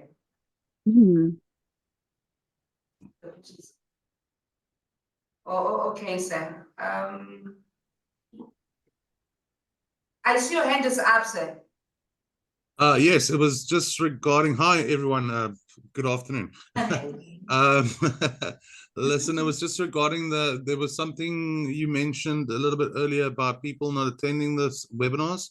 They jump in, just sit here and wait. Oh, sorry, let me just lower my hand there.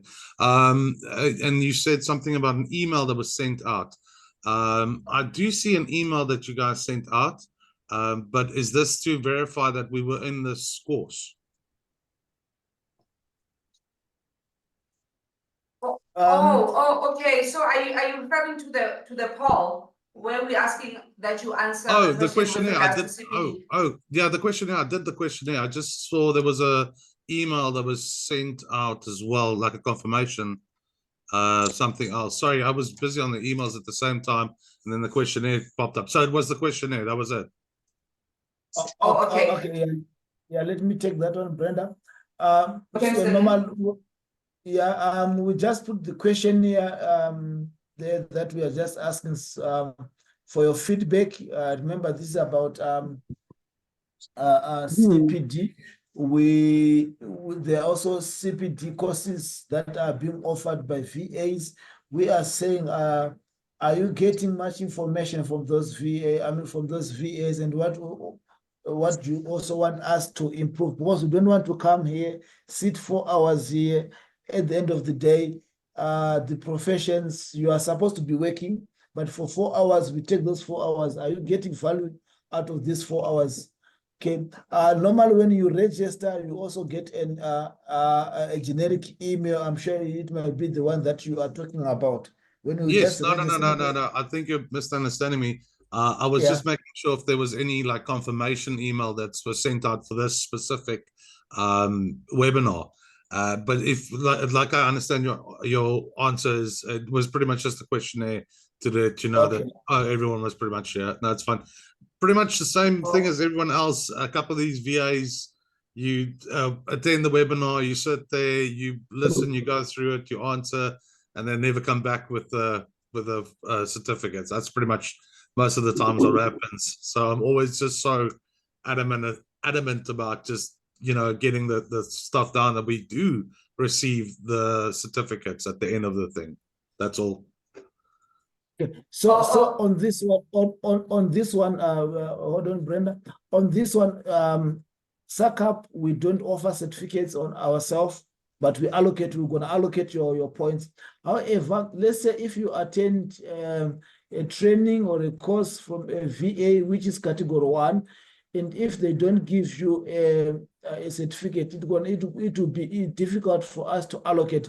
But however, what you can do is you can send us an email. Said, okay, on the 23rd of August, 2024, I attended a course at this particular VA, but up to now, I haven't received a certificate.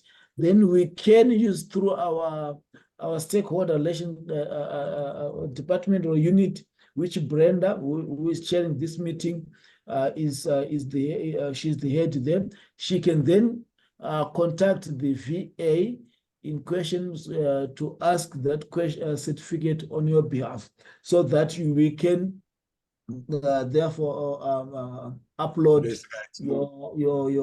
your points. So just send us an email, a nice email. We can quickly use our communication channel and request on your behalf. If we get it, we can send you the copy. We can also send that copy to our CPD department to upload on your behalf. Thank you. Thank you very much. Thank you very much, sir. I think Brenna's going to be busy with a bag full of snakes in the next couple of weeks from everyone's emails coming towards her. But yeah, thank you very much, sir. Okay, not a problem, sir. Thank you very much, Mr. Munetsi. I see, Mesay, you are still there. Your hand is still up. Mesay? Okay, we will move to Linda. I think that is the last question for a day. Linda, over to you. Thank you for having me on this platform. Can everyone hear me? Yes, we can. Thank you very much. My question will be very short because I just wanted to pose a question whenever it's the last time so that some other question will be maybe some of the colleagues ask for me.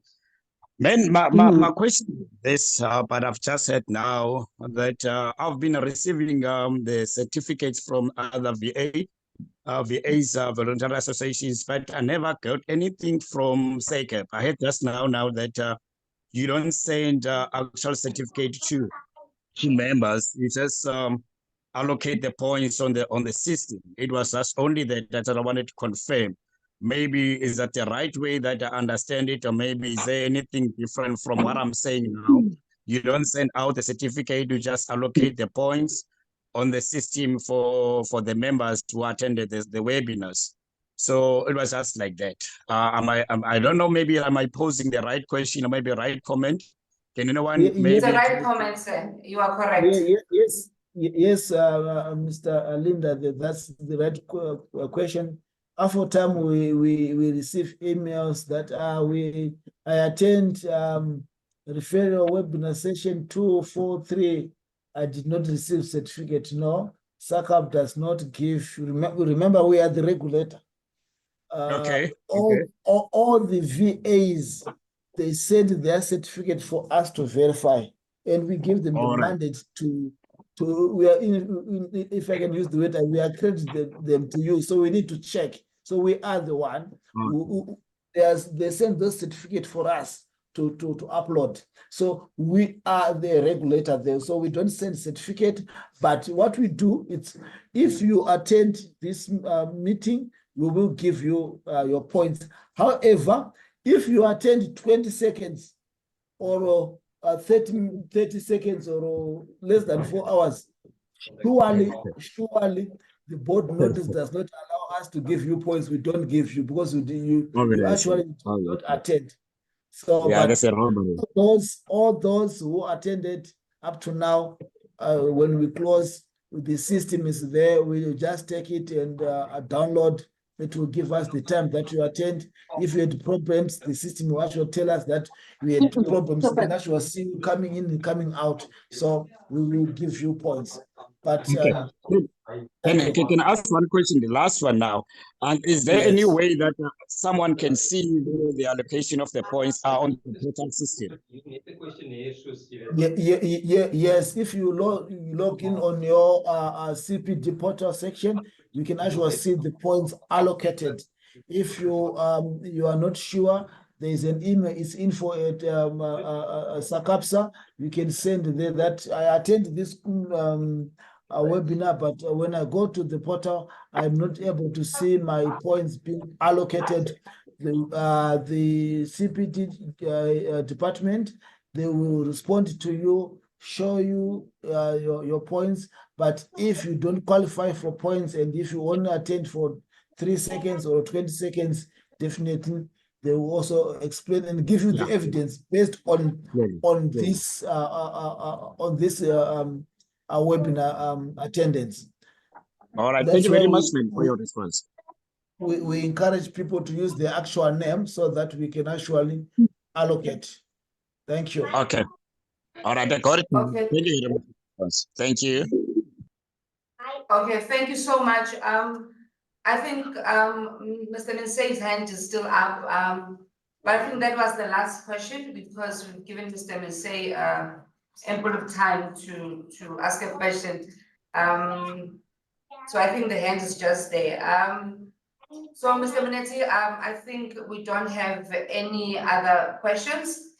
In terms of that, I see the time now is 1:45. We can all agree that this webinar was insightful and very informative. We wish to thank our speakers, our IT specialist, Mr. Muneti, for his technical support and also assisting us in responding to questions. And lastly, our attendees, you have been a great audience, and thank you very much for all the compliments that have been coming through. in terms of the quality of presentations that our speakers have presented today. Please note that all presentations will be made available, will be shared on Monday.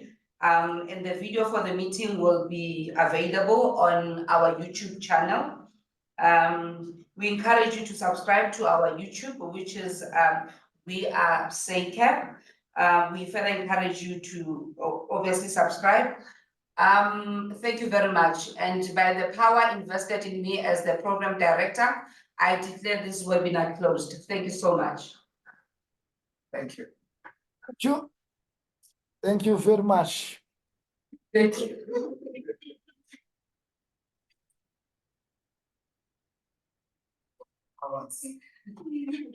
Vamos ver se já sabe de